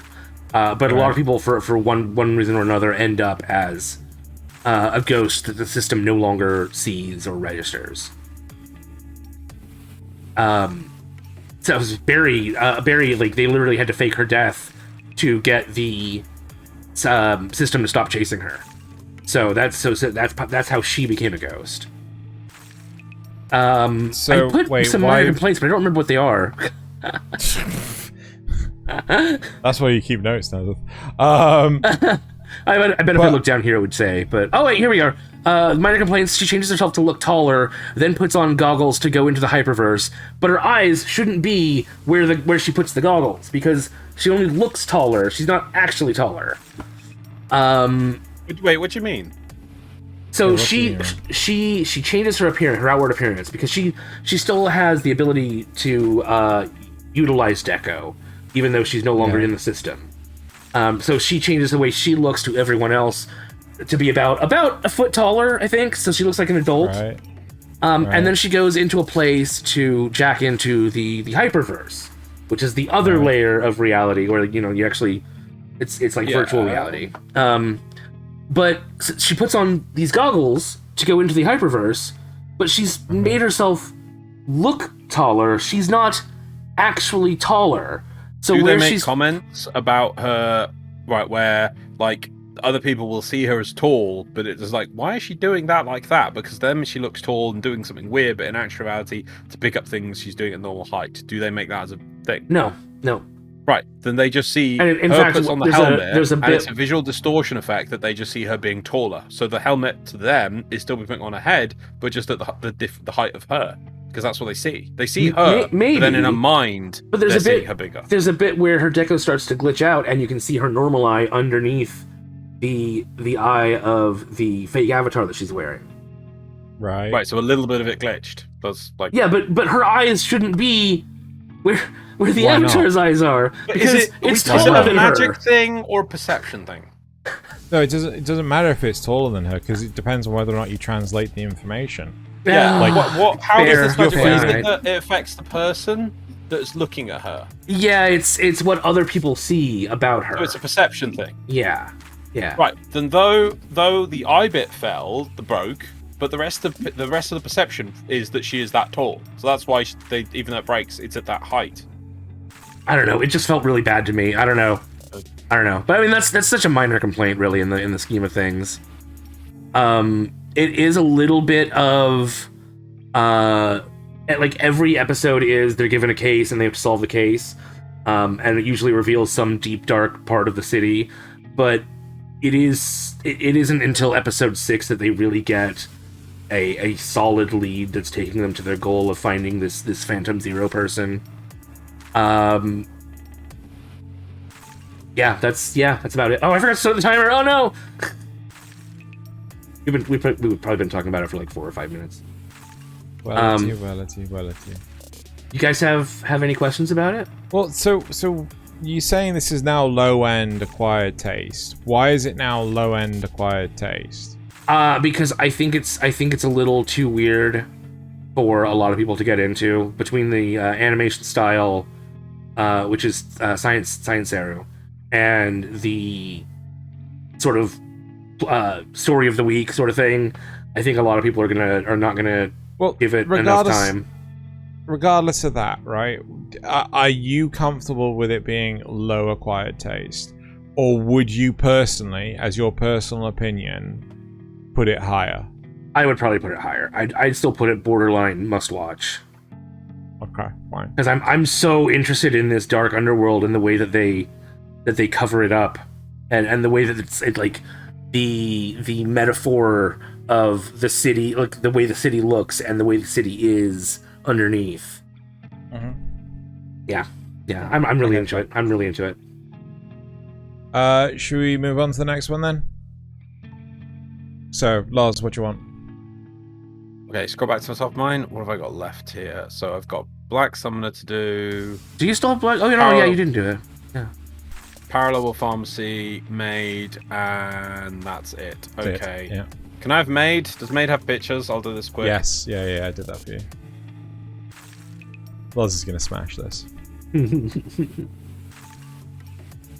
Is it poop? Part of me wants to put poop on this. What I you can got? say pass. Do you know what? It's been 3 episodes. I'm gonna put poop. You're gonna poop. I'm gonna put poop. I'm sure take a some big ol' people poop. will absolutely love this show, but literally, I do not understand what is the show. Okay, the premise is there is a kid. His parents die, and his finances are a bit blur. He's got a mansion, but he doesn't really have the money to keep back all the maids and the butlers, so he lets the maids and butlers go. Then a maid turns up, and you doing this? Okay, the maid turns up, and he's like, "Oh, this maid will work for free," and so starts helping. But he's like, "Oh, this maid is mysterious. Clearly, she's trying to put love potion in my food or something to convince me or something." It's like there's that for like an episode. Then episode 2, he seems to be accepting her a bit, and then it's like, "Oh, what is she doing? She's mysteriously doing that. Aha, she's gone around inside the mansion to play with a cat.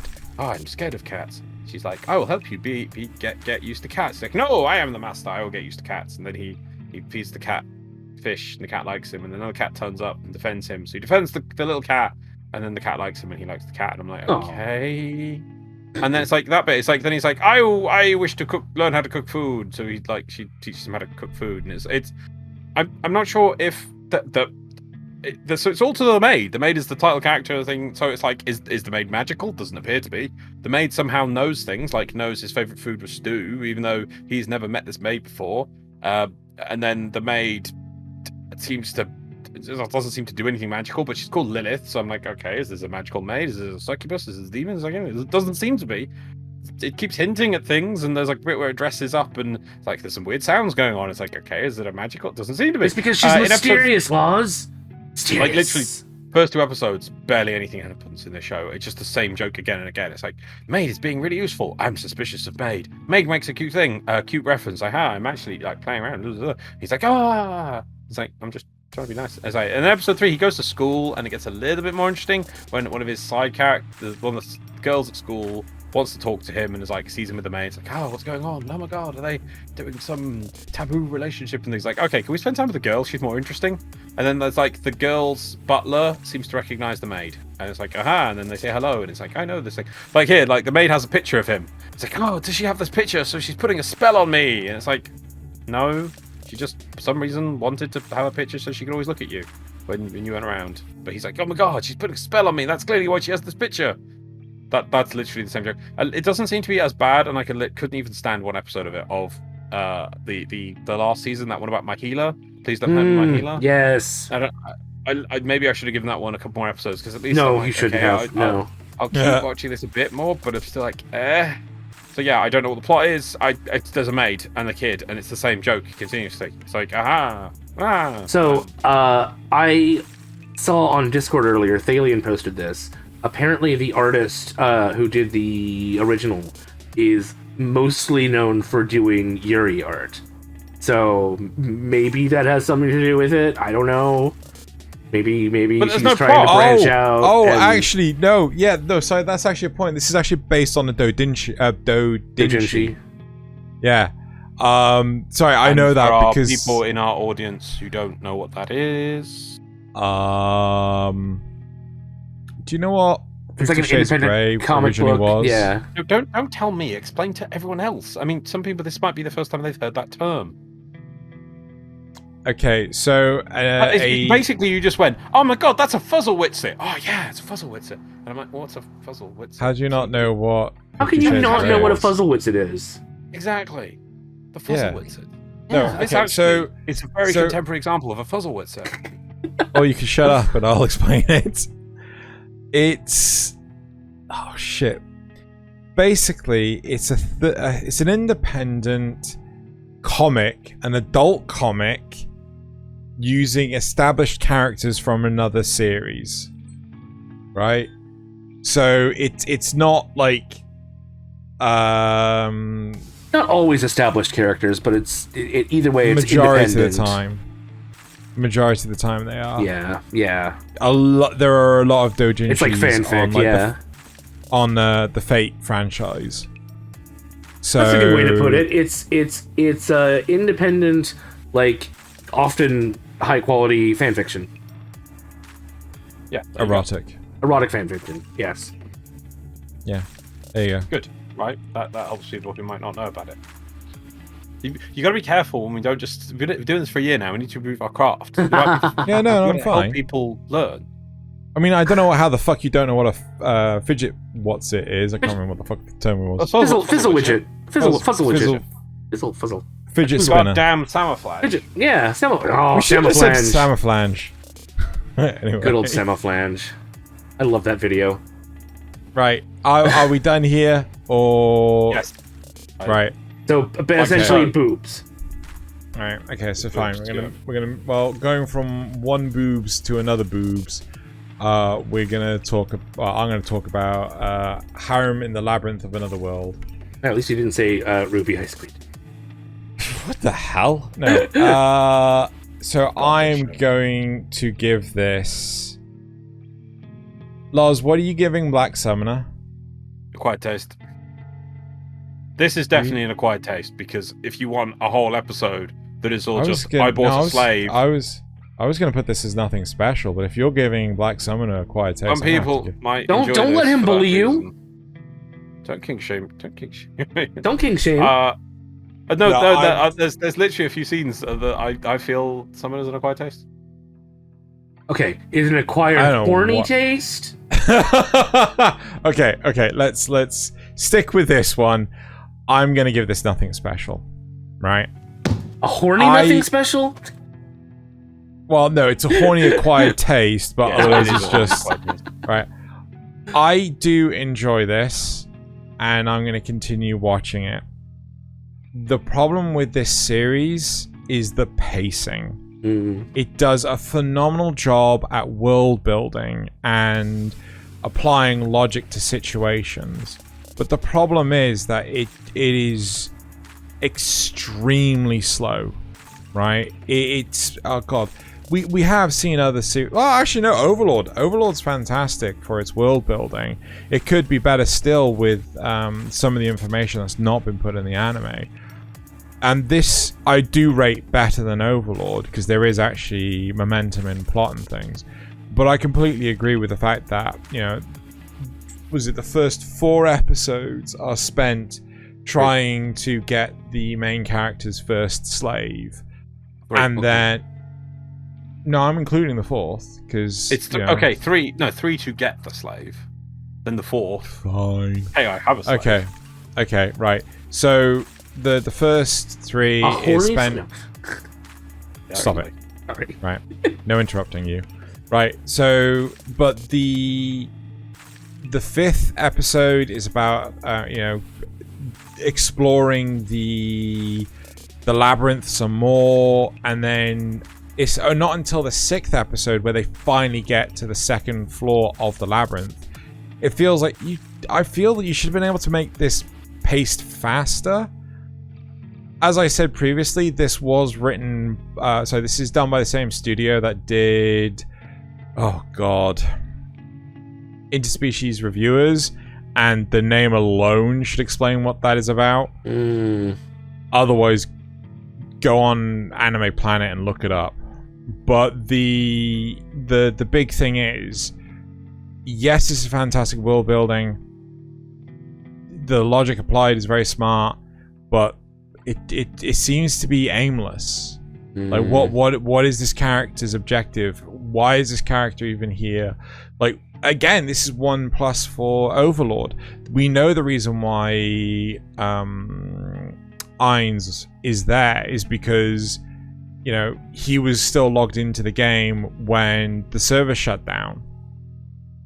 So, you know, that's as to how that teleported him into the other world, we don't know, but at least we know why he's there.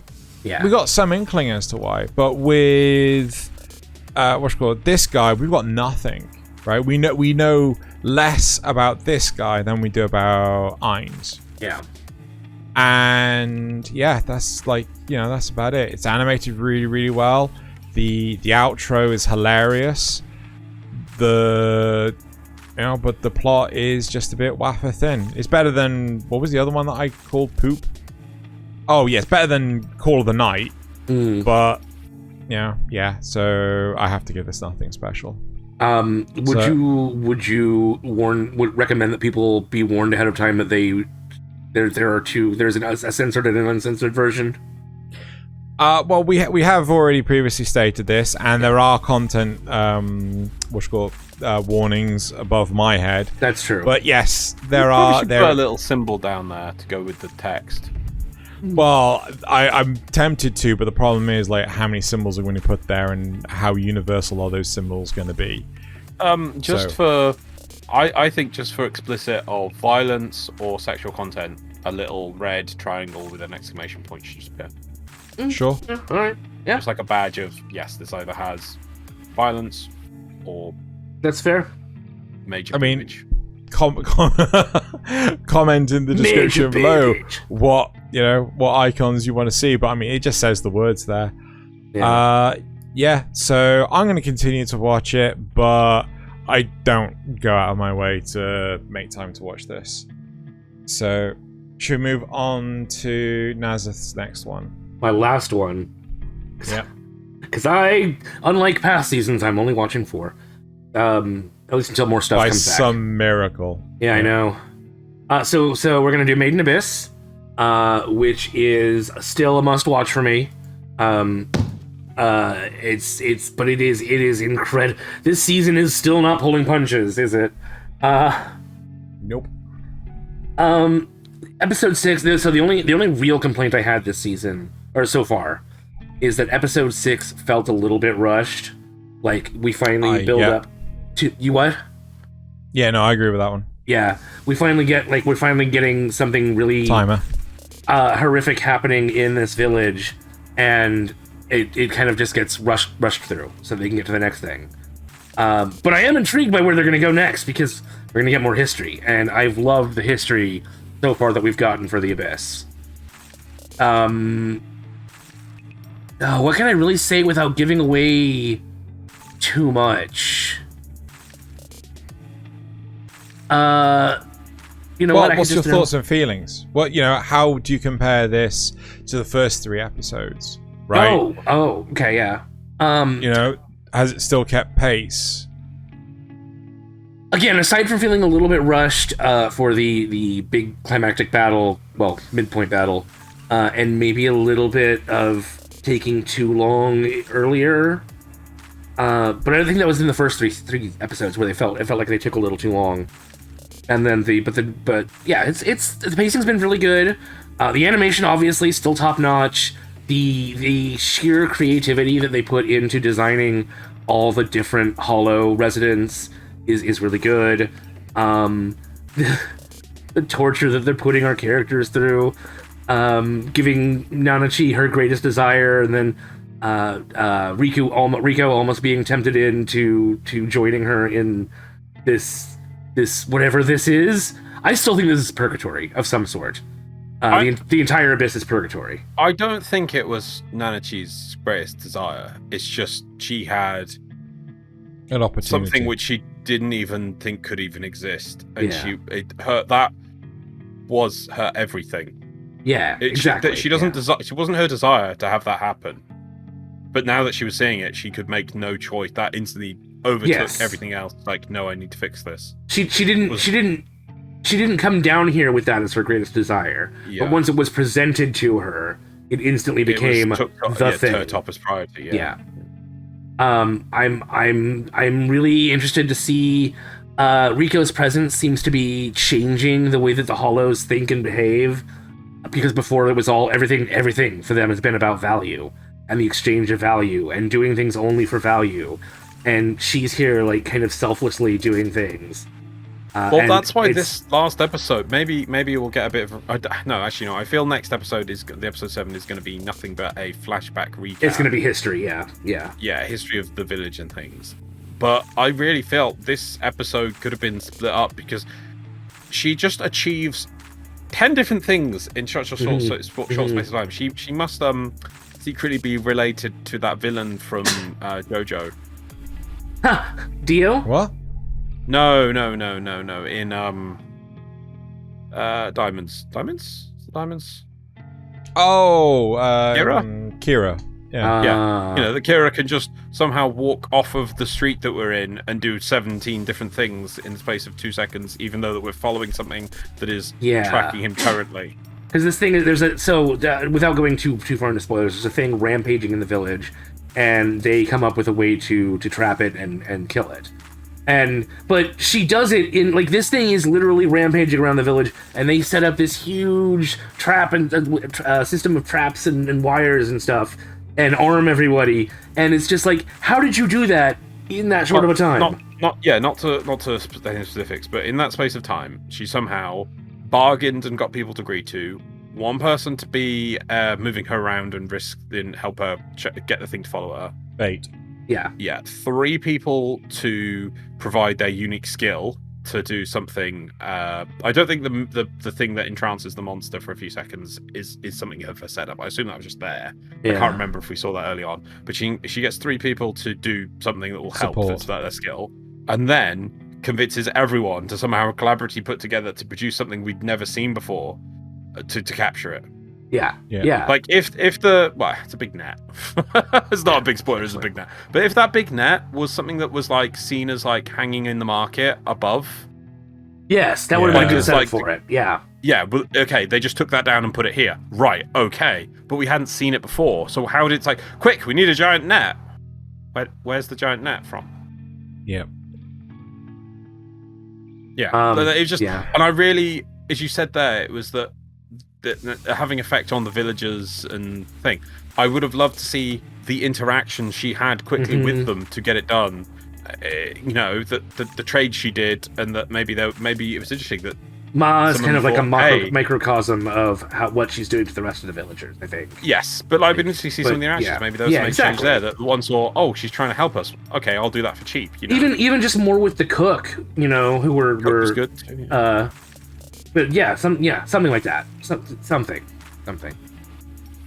But yeah, other than that, yeah, it's so good. It's great at wrenching your heart out, but it's also great at setting you up to think your heart's gonna get wrenched out, and then at the last second, it's like, no, everything's fine. Everyone's gonna be okay for now. For now. For me, I'm very much enjoying this series, but I do struggle to follow the entirety of what's going on, and a lot of that is down to the speed in which events are happening. And I feel that because the three of us watch this together, you know, we can collaborate, we can communicate afterwards and discuss like what we believe the situation to be, and it's down to perception and things. I know that you know, thus far there have been a number of occasions where one of us has believed it to be one thing, but then it's like, no, they actually said this. Yeah. I was like, oh. Yeah.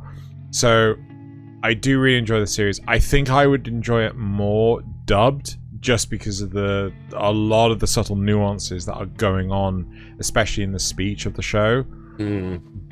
But you know, yeah. I love the weird language they use. It's so nice. It's so cool. Yeah. Yep. I think that's. And unless anyone else has anything else, I think that's. Oh, though, as you said, things are okay for now. I know this show is going to, by the end of the season, Ma's gonna be dead. Yeah. Spit on it, roll it through a blender, and then throw it on the floor and step on it a few times before plugging it back in. So that's what this show is going to do. And I'm aware what you're going to do, show. I know it's coming, and I know I'm going to try and prepare for it, and I know it's not going to be good enough. Screw you, show. Maybe it'll surprise you. Maybe it won't. No, Nasuth. They're all going to die. It's going to be depressing, and I'm going to cry, and we're going to record it, and I'm going to freaking cry. Oh my god! All my eyes out over it. Cool. Should we move on to the next one?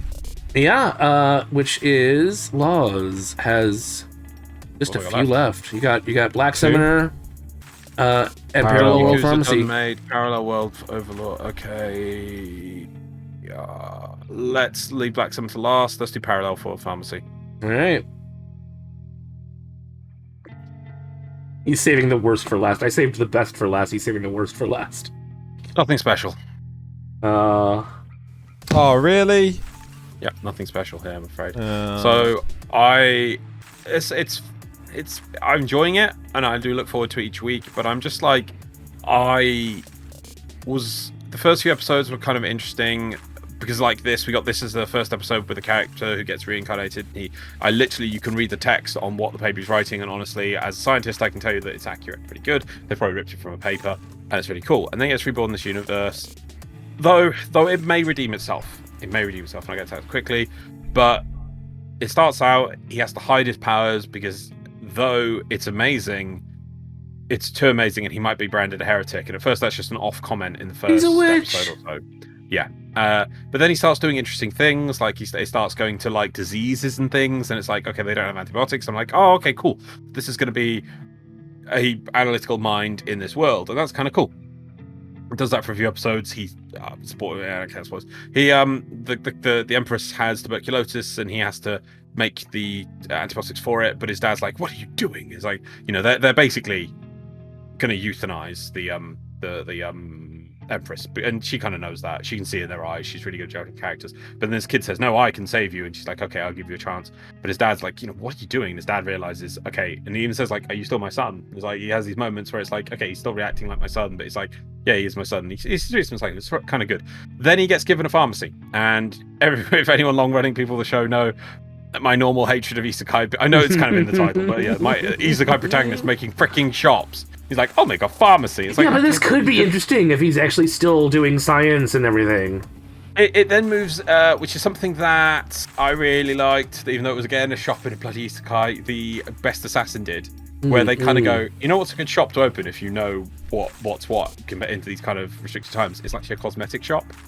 Because and it does do some good stuff. It does actually tell you a little bit of history. For instance, like, because he can assess what's wrong with somebody. And again, I suppose that's kind of cool. Maybe I'm being a bit harsh, nothing special, but I'll get to it. For instance, like, there's this girl. It's like, oh my god, my mistress has fainted. And it's like, she's really pale. It's like, what's going on? Well, in the past, to make women to make themselves seem paler would actually do bloodletting. They would actually get cut. And so she's almost made herself anemic, I think it's term is, because she's let out so much blood. At the same time, she also is using these powders that make herself white. And the powders back then they used to use would contain heavy metals. And it's interesting because his dad is kind of like a progressive scientist, so even he's like, these things are bad. But at the same time, nobody can say why, because he's just like, I've done the research and I see that people use these powders that are young, but it's like nobody knows the link between the use of heavy metals, though he does. So he actually comes up with safe cosmetics to use, and obviously they do very well because it's really interesting. And then the Empress he saved is the last person to get these cosmetics. She's really annoyed at him. Like, next time you bring them to me first, because I want people. So that's kind of cool. And I just watched the 6th episode before this, and this is where the show may redeem itself, because in the 6th episode they're going to a beach. I'm like, oh god, they're going to a freak beach. It's going to be nothing episode. I was really getting into the whole cosmetics angle. Let's have him making more cosmetics, and let's have this sort of telling you about things in the past, about bloodletting and heavy metals in powder. I'm like, oh, that's kind of cool. Instead, he has a little sister, and in the past, his life there, the reason why he got into science big time in the real world is because his little sister died. And so, but in this world, he has a little sister, and they're like, his dad tells them, don't go into the water without an adult. Technically, an adult is there because his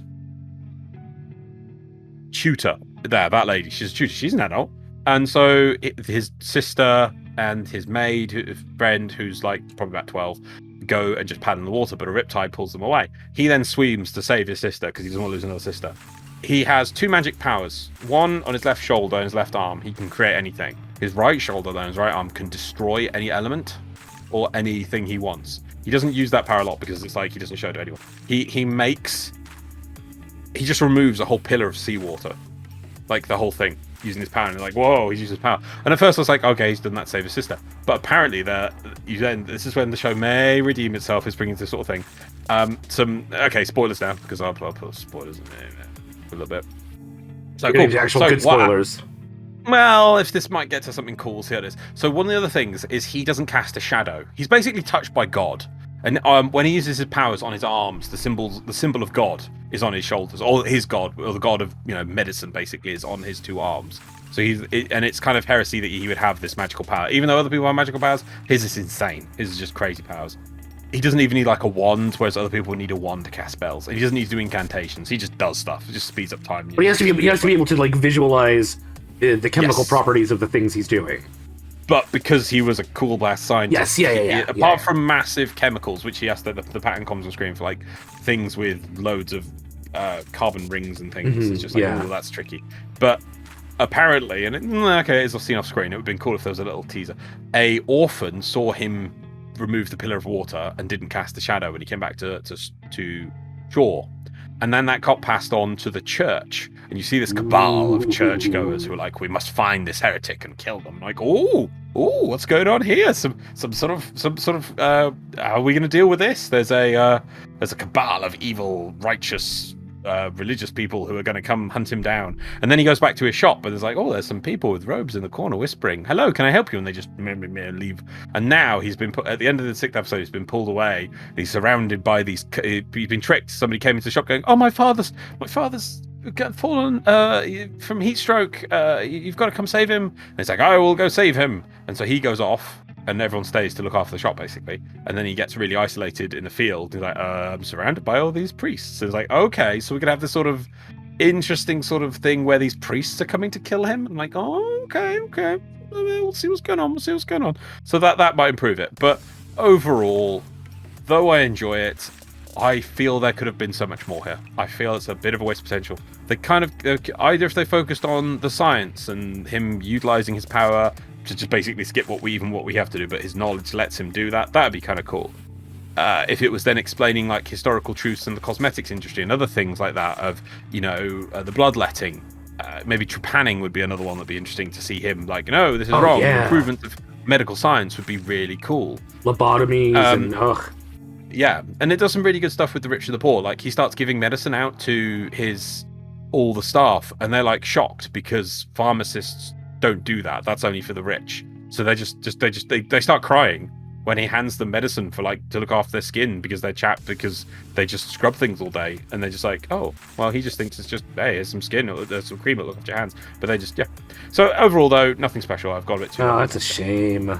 That is a shame. Yeah, it treads close to greatness, just doesn't quite make it. It does in a lot of ways, but I can't really. I don't want to recommend it. I enjoy it, but I think most people will probably get a bit bored by it. Yeah.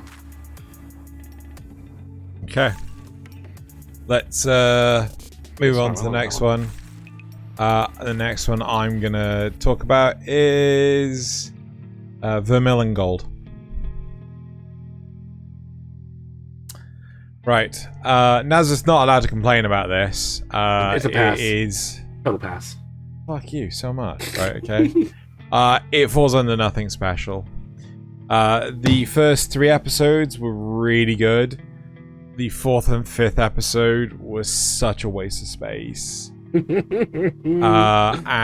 the 6th episode... The 6th episode redeemed it quite a bit. But it's still... It feels like it's suffering a bit from some of the storytelling problems that Rosario to Vampire had, which was they ran out of the manga plot very, very quickly and started ad-libbing their own stuff.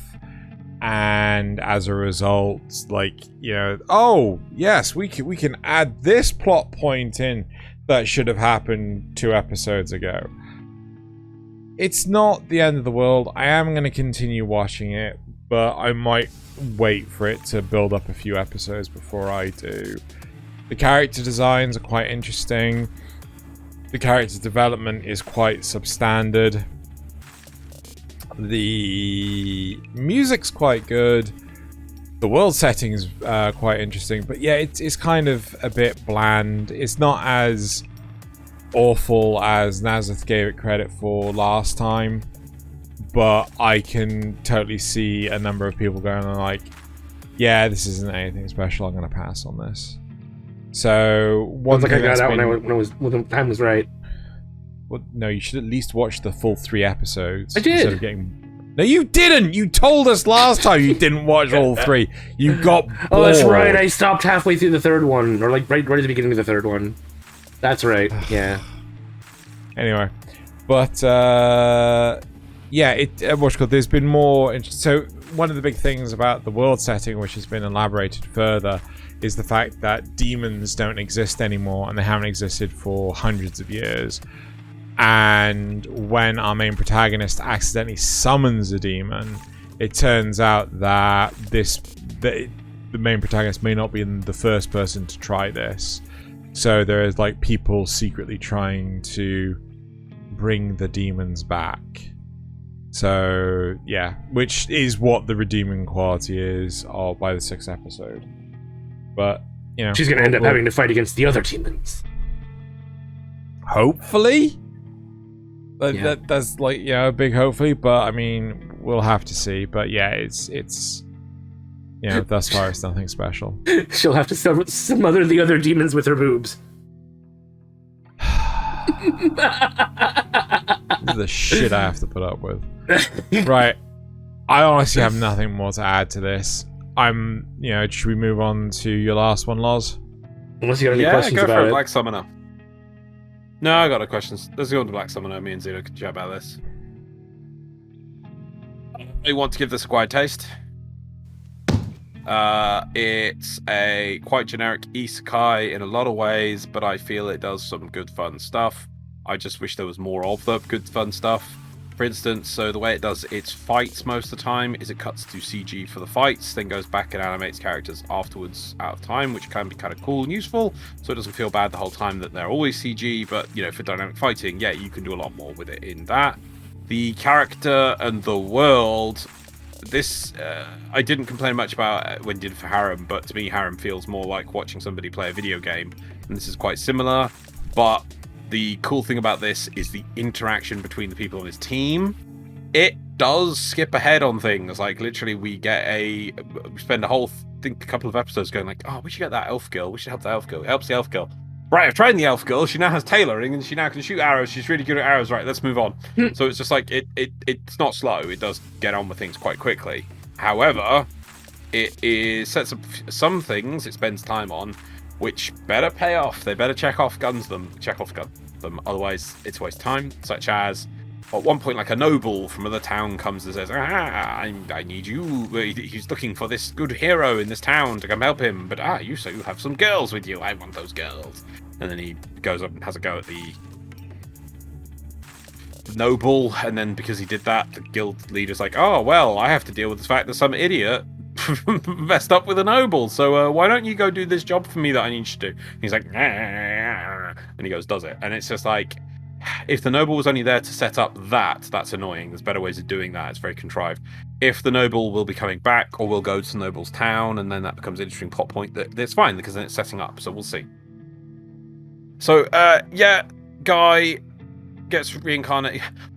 Guy dies or something, gets to see a goddess to reincarnate him. He falls in love with the goddess and says, I will take you to the world if you reincarnate me. And the goddess says yes, apparently. But he can't summon the goddess yet because it's not high enough level. He then summons starts building up a team of things. One slime who's pretty cool. Slime is alright. He gets Death Knight. Death Knight is also pretty cool. And then he gets an elf.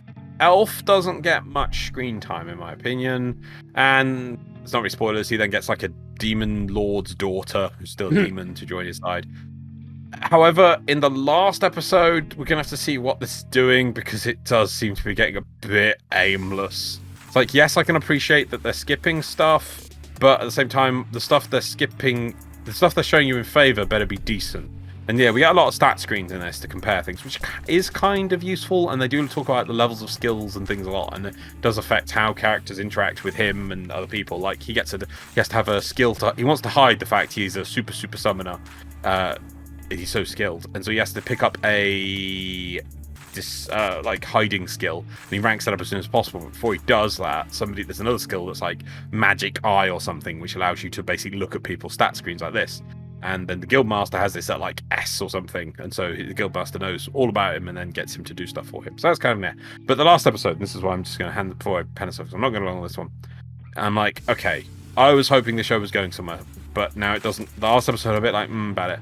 He wants rice.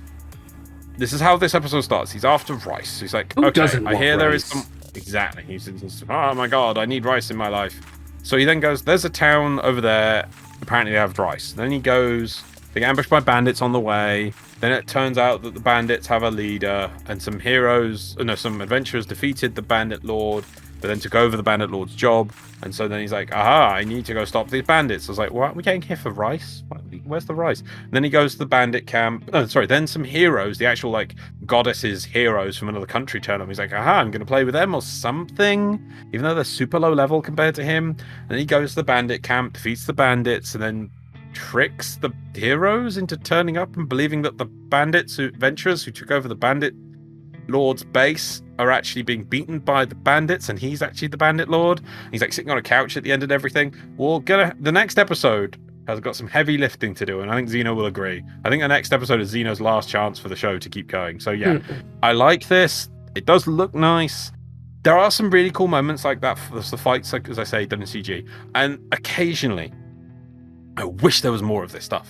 Something I also wish there was more in That Time Was Reincarnated as a Slime is that when he gets people on his side, he absorbs them into him, and they can talk to each other. And you see a few moments of this, like you see the slime talking to the Death Knight. And they're like, oh yeah, he's going to do this. Like, oh yeah. I was like, I want more of those moments. Those moments are amazing. But we don't get them, sadly. That much. So we'll see. Next episode is going to be the make or break, I think, for Xeno on this show. Right, done.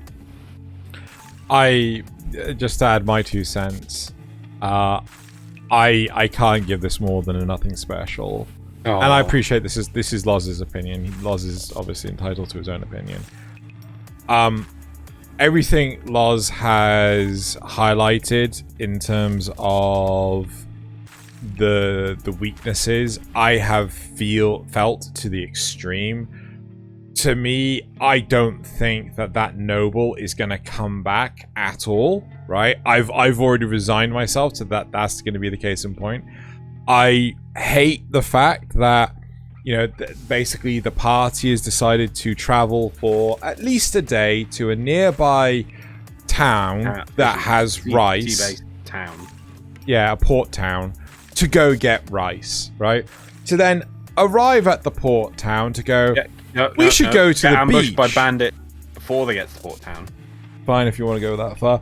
They get ambushed by bandits, but the point is, they arrive at the port town, they immediately forget about the rice and go, we should go to the beach, but we have to hand these bandits into the Adventurers Guild, and then the head of the Adventuring Guild go, oh yeah, the bandit leader's like a really bad guy. Let's go deal with that instead. I'm like, what? Not only what happened to the beach, but what happened to the fucking rice? Right? Like, the call of adventure. It just... me and Zeno said this could be done better. Like, for instance, if he got there and they're like, we should hand in these bandits to the guild. He's like, that's fine, but first I get my rice. And then when they go to hand in the bandits, he's sitting there, sorry, the guild leader, he's sitting there in the room, gobbling down bowls of rice while they're handing over the people. It would make sense and be canonical. Instead, it's like, on the episode, I'm like, didn't we come here for rice? Where's the rice? Yeah. And now we're playing some elaborate ruse. Or even if he went off to get rice and the rest of them took the bandits in, then they met up later and we're like, and he's like, and they're like, oh yes, there's this, they say that there's a bandit leader. No, hang on. He doesn't let them. I don't think they go around on their own, really, because apart from they're all. No, they do. Not in this town, but he has done in the main town. Has he? Yes. When? Last episode. What happened? The elf girl was showing the demon princess around the town while he went to go talk to someone else. He went to go talk to the guild master about that quest. Okay. Before he then, yeah. Instead, I just remember the ending scene where it looks like he's randomly in someone's house. Yes, I love that. It's the best shot. It's actually in the pub, but it's just a weird shot. Yeah. Okay, so Nasuth, you're right. Yeah, if they kind of did two things at the same time, it would be good. But it doesn't. It just like by the end you're like, where's the rice plot gone? Yeah, the problem for me is just the fact that it's, we need to get the main character in this location. Yeah. So let's find some contrived reason to send them to this location.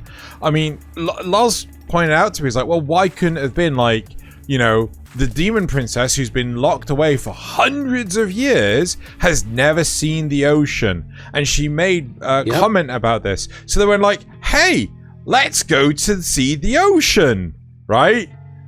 It's but instead it's like, I want rice. Yeah, no, don't get me wrong. It does at least let her, she does go, when she does get to the jetty or the sea, she does get amazed by the ocean and be like, oh, I'm finally at the ocean, and make some points about it. But the reason we were primarily going to this town was for rice. He does say, oh yeah, it will also let the girl see around the world. But the primary reason was he wanted rice. Mm-hmm. Yep. Man is desperate for rice. And like, this is the problem I have with this show. It just seems to skip from plot point to plot point to plot point without and dear God, can the monster tamer fucking use more Pokeballs, please? Yeah, so he's supposed to defeat monsters and then he can absorb them into himself and they become like his pets that he summons. Yeah. But like the demon girl is being guarded by a really powerful demon. And this demon basically, at first, is like, aha, only a human can free her. And then I will eat her and make myself really powerful. And actually, it was all a trick. And he wanted someone to defeat him and free her so that she could go and experience the world. And they'd be strong enough to protect her.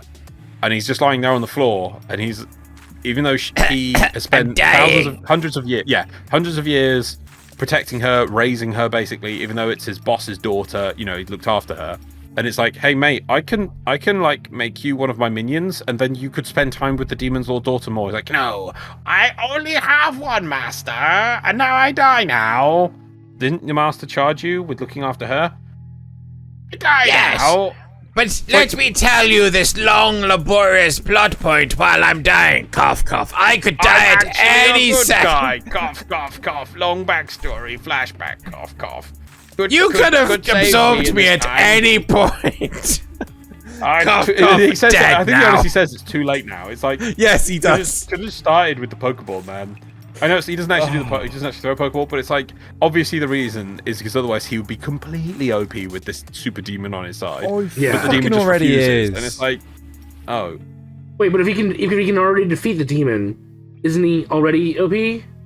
no, he is. No, but if he But absorbs he'd the be- OP he would be- demon as well. If he absorbed the OP demon, which it took all of his team so far to beat, and add Yeah. that to his roster, he would just basically double his power in one go. Because also the demon will then get stronger for being on his team. Right. Yeah, that's a load This of isn't like bollocks the as well. standard. This isn't the way round of most video games where demon boss becomes just another weakling. character member when they join your side. Right, yeah. When thing joins its side, it gets stronger. Wow. Okay. All right. Gotcha. All right, So that's my stance on it. So Yeah. Oh, it sounds just boring. Well, It's to be fair, generic. It's very think- generic isekai. I think I'll continue to watch it with Loz just so I can rag on it because like Mhm. I was okay with it up until that last episode. I was like I literally stopped us partway through the episode just to lose my shit. Give it a nice hate watch. Oh god, yeah. Right. Okay, so I've got 2 left. And I think both of you have cleared your lists. I believe so, yeah. Yeah. Right. I thought you said I had the most. I mean, I Well, only then gave you you- one. Yeah. And then I had the most. Yeah, but if I had one more and you had one more, but I lost one, that means you had 2, so we were equal. No. You had 7, I had 6. Right? Nasuth had 4. You gave me 1, you went from 7 to 6, I went from 6 to 7. Yeah. Oh, sorry, But yeah, we you start- haven't finished this cycle. No, sorry, yes, because you're the last Yes. turn. That's why you got Yeah. 3 left. Yeah.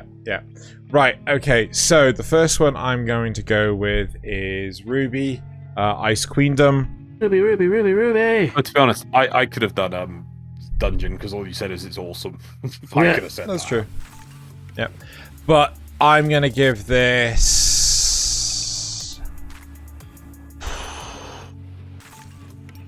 No, I got to give this nothing special. It's a high... Like, seriously, like, so there are so many positive points to this. It really depends on how the season is going to end, but the last 4 episodes of this season, and it's going to go into the 5th episode, it's going next week as well, they have hung on the same one plot narrative for all this time, right? It's just constantly hanging on this one plot point. I don't remember the web series by Rooster Teeth being this long for this plot point, but it's good. It's really well animated. It's well voice acted.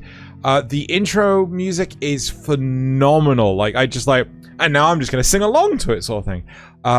You know, it's really good in a lot of ways, but I just wish this one plot point, which is what's currently going on, would just fucking end already. Right? It's so...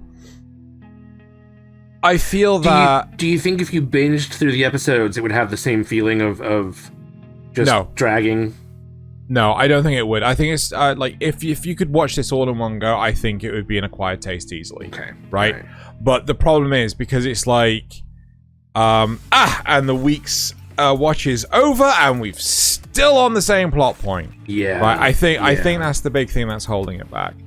And I mean, that still means it's a pacing problem, and even if you can mitigate it a bit with binging, that still means it's a problem. It is still a problem. not necessarily, because some shows are really designed for that binge factor, right? So watching it one at a time, it's just like, oh, this is not a good idea. Like a really good one, I would say, is the Netflix series Lost in Space. Right? It is not designed to watch one episode a week. It is there for you to watch multiple episodes in a sitting. And that's the problem here, is just the fact that, like, can we finish this already? You know, I just want progression, but there has been no progression for the last 4 episodes and the next episode. Hopefully the next episode will actually conclude the story point, and then we can actually get a brand new story point. But... excellent animation. It looks fantastic. The combat is phenomenal, right? But you know, I just like all it needs is to just move on with the plot, and then it would be an acquired taste. So That is a shame. That is a shame. Yeah. I'm happy to move on to the last one, unless you guys have any questions. No? Okay, so I'm going to move on to the last one, which is Lycoris Recoil. The one that Hideo Kojima likes. Yes. So this has been getting a lot of traction on Reddit. I'm going to say this is actually a high acquired taste. So I've been really enjoying the series. It's... I mean, just to give a little bit of a recap on the plot synopsis, we're talking about a team of assassin girls that are being trained at a special facility. They are expert marksmen. They're covert ops. They're sort of like Solid Snakes, but out in public. You know, they look like regular high school girls, but they are designed to be in a position of keeping the peace before anything massively negative happens. So they have a special way of gathering information, and then when they have a lead that a terrorist event is about to kick off, the assassin girls will step in and prevent it first from going too far. So, like, you know, it's you've seen John Wick Chapter 2, yes? Right. You know the bit where John Wick and... Oh, crap, I can't remember what his friend is. They're walking in the train station and they've got, silenced pistols. And they're shooting at each other while walking in the train station. And no one else bats an eye. Right, that's the sort of stuff... Yes. Yes, with amazing movie silencers that, you know, no recoil, no sound that anyone reacts to. Right. No, so the sound that is just doof, doof, doof. Yeah. No, that's too loud. Too loud, Loz. Too loud. You need to turn it back. Anyway, so that's basically what's happening here. So these girls, they are picking off people that are going to cause a horrible disaster before the disaster can happen. Pre-crime. They're doing pre-crime. Effectively, yeah. So Japan has become like this really massive safe haven, except for there are people that are trying to undo it. So Japan has become this very big brother police state situation that the majority of the common people do not know about. But there are hackers out there that are aware of this, right? They have worked out that this is what Japan has become, and they're trying to undo it. And they are these hacker groups, like you know, these computer hackers. They are trying to, Hacktivists. Hacktivists. They are trying to help terrorist organizations to undermine this Big Brother state to destroy it. And it's really interesting, and especially this main character here, who I can't remember her name, just saved my life. You know, she is extremely skilled. She is the best agent they have. She's very childish in nature, but you know, she's able to dodge bullets when the gun is like point blank at her. And it's not a case of, you know, she dodges it while the bullet's in the air. She dodges it before the person's able to pull the trigger. Right? And they actually do elaborate as to why she can do this and things. So it's actually a very interesting watch. Again, Reddit is massively hyped about the relationship between the two main protagonists. It's great, honestly. It's really good fun. I'm really enjoying it. It's a little bit slow, but considering what else we've got this month, yeah, I should actually check this out. No, because then you'll take it from me. Oh, I'm joking. You can watch whatever you want. I think I'll have to actually watch this one. I was intrigued by it when it first came. Read the description.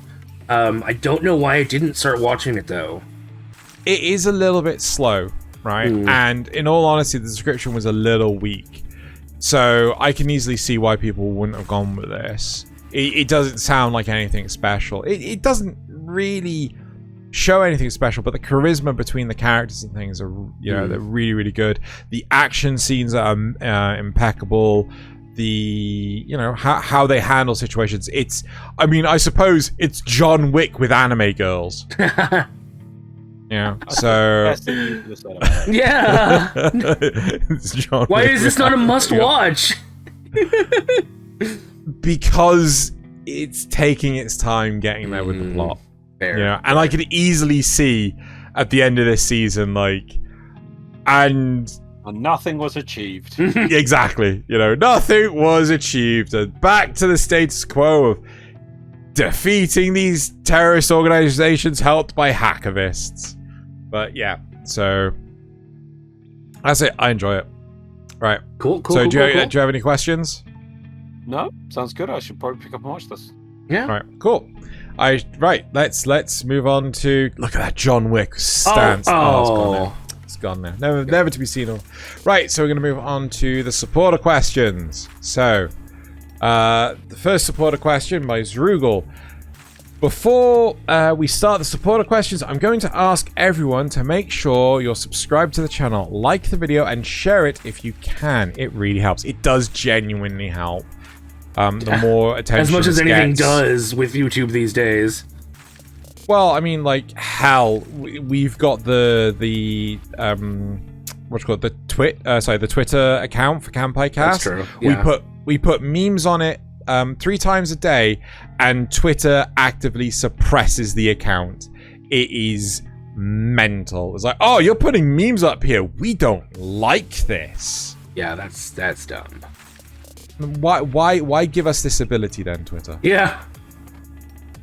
Anyway, so Zrugel also asked. No. It's because Twitter is one of these. It's the dog, and it says give content, give tweets yes, for content. yes. Give platform content. Give platform content. No And then content, only somebody tweets. Somebody takes the dog from it. It's like, no, you suppressed. Now give content. Yeah, pretty much. Only suppress. No, sorry. You suppressed. Only content. Give content. Did you ever get around to watching Sama Spider So What? Yes. No. We watched. Oh, sure of it. Yeah, Loz and I watched all of it. Yeah. And I got really upset by the end of it. I never will. If they did a second season, but it was all in chronological order, I'd happily watch it. I would like a second season, which doesn't involve pointless humans. It just needs to be in chronological order because that just pissed me off. That was pointless. You heard it here first. Laws in favor of no humans. Yeah, no. I think the it was so bad. The spider It was stuff, so which it bad. starts out with, is just the best. The spider working its way up and getting stronger, really cool stuff. The spider finally exploring the world around it when it gets to the surface, awesome. Brilliant. The stuff that happens in the progression on the story, if it was in chronological order, brilliant. Now that would then let them do a second season or a second spin-off show where you just follow these useless kids in their own uselessness, and then say, oh yeah, that one gets no ratings. Oh, maybe we shouldn't do that side of things because it's stupid. And it's all just for a bait and twist that some of the events you see aren't actually in the same timeline. Right, yeah. It's an old show, but horrific. the key thing is, right, you see kids, but if you think about it, kids take, 12 plus years to grow up? Yeah. Depending, Compared to if you were isekai'd as kids from birth, you take a while to grow up before you can do things. Versus if you were a spider, you're born quite quickly. Immediately. Yeah. Yeah. True. Yeah. So, like, it's a really good premise. It really is. But, like, the fucking... Oh, look, plot twist. It's different timelines. Yeah, we worked that out a while ago! Yeah. There's And, like, like, there's if an event part What a of it where you're twist! like, wait, it's quite obvious this isn't the same time point because of these reasons. And the big thing is that they don't introduce the human characters until like episode 8 or like 11 or something. I swear it's episode 8. But they're only in the show for like 5 minutes tops. So you never get to learn any of these character names or anything. As well. Oh god, it's 25 characters, right? And like, yeah, it poorly executed. It really was. Anyway, so Ask for My Deep Lore says, what's an anime character's favorite beverage? Yeah? Senpai... I don't know how you pronounce that last bit. Senpai Pellegrino. Like Pellegrino, but Senpai Pellegrino. You never heard of Pellegrino? No. Ah. What is it? I think it's a brand of champagne. I could be wrong about that. It might just be sparkling water. Okay. Was this yours? No, of course not. You should feel ashamed. Anyway, Ask for My Deep Lore says, that was my last anime pun until I can find a new crop. How sad has this news made you? Not at all. Devastated. Circle's gonna be devastated too. Circle's gonna be super devastated. Nasuth, it's fine. You don't need to bring any more of these painful puns. So right. Supplementary Nasuth says, nothing because he's having fun at a party instead. Yep. Supplementary Nasuth also says, however, yesterday he did said to Nasuth, just pop a dash between senpai and oh my fucking god.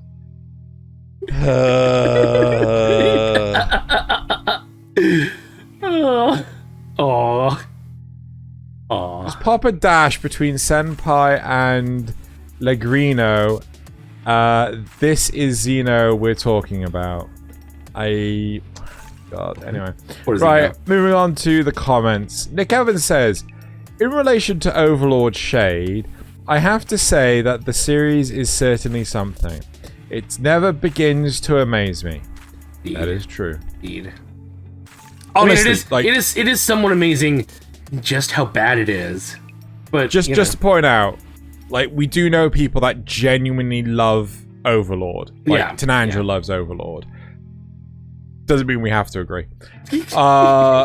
Right, so Nick Evans also says, American sport where you use your hands to move the ball, but the ball is not ball-shaped, and thus I have decided to call it hand Football. egg. But it's not egg-shaped either. Like, if your eggs look like that, I mean, you should probably go see a doctor. Anyways, Rugal says, did you remember to look up what the word is for school kids cleaning up after school? No, we completely forgot. We completely forgot. It's called Gakko Soji. Apparently. That's pretty cool. Right. Thank you for letting us know, Rugal. No offense, but Bocarano sounds awful. I haven't seen it, but I kind of hate it. Sorry. I guess I like happier stuff. Yeah, no, I'm this... totally with Circle. It's almost midnight. Yeah, I'm so with you on this, Zrugal. I normally don't like depressing stuff myself. I do feel this one, though, did a good job of having a compelling story and the characters were great. I wouldn't want to watch it again unless I was watching it with someone for a reason, though. It's not something I'm going to go back to. I know what's going to happen now. This ties into us bashing Overlord. You know, you're allowed to like what you like. That's fine. Yeah, that's fine. That's 100% fine. Yeah. You're allowed to dislike what you dislike. You know, it's right. It's fine. Fine. That's part of why I put that in there. Zrugal also says, thanks for the separate spoiler sections. I skip most of them because I hope to watch these great shows. That's why we do it. And user says, item. Always user with item. Oh, what a stalwart defender. And now it's time for the memes, and you can find all of these memes on the many of the the Reddits, like We Are Weeb, Good Anime Memes, Good Animemes, Animemes, and Anime Memes. So I don't think we use any of the other Reddits. So yes, time to move on to some of the memes. So Nasuth. Now I really want to get my hands on a human child. Calls Chris Hansen. Okay. Every time one of the characters says that, it is like, that's no. Okay. The only porn I watch, the only anime I watch. Oh my dear God. Yeah. Knock knock. Who's there? Betty. Betty who? Betty can't be Goku though. Oh fuck, that's Yep, yep. Yep, no, I like that. It's the peanut mobile. That's my car. The Nutmobile. Yep. Okay. Yep. Okay. Yep. Naming your child after a fictional character. Hey there, Khaleesi. How was school? I hate you with every ounce of my being. Naming your child after JoJo's Bizarre Adventure. I am so proud of you, Mario Zucchero. Zucchero? It is Zucchero, isn't it? Who was Mario?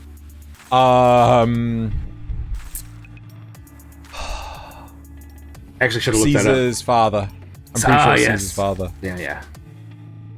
Yeah. From people who called their kids Khaleesi. Oh yeah. Yeah.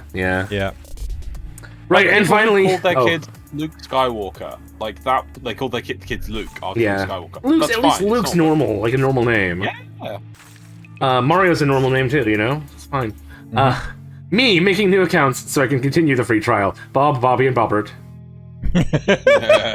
Can I just tell you, whenever I have to sign up to a new account, I have to give them my first name and last name. Bob Bobson. Bob Bobson. Yep. And sometimes it's like, what organization do you work for? Bob Corp. Bob. Where do you live? Bobville. Yeah. Bob Street. Bobtown. Bobtown, USA. Right, let's go to my first meme. Right. I prefer a real hero. I said the real hero. Perfection. And now Nasuth's gonna get this! I actually understand this now. Oh my god. We binged. We binged. One Punch Man season 1. Just oh my god, so good. Yeah. We finished season 2 of My Hero Academia, and then we just binged all of season 1. Yeah. Yep. Right. My second meme. Yeah. Starting a new anime. It has these flowers. I don't know. I don't understand this one. That's Higurashi? actually no. That's though they do appear in Higurashi. That's actually Demon Slayer, but that's the Lycoris flower. Oh, okay. Right, and it's supposed to be used like, this is a symbol of death and things like that. Yeah. And typically they're in anime where characters die. Right. Gotcha now. Right. Got it. 100%. Okay. On board. Right, my third meme. Polnareff Speedwagon. Me at JoJo Part 3. Oh. This is lost. That is an impossible decision. Yep. It's an impossible decision. I hated Polnareff so much. Clearly the answer is much. Clearly the answer is Avdol.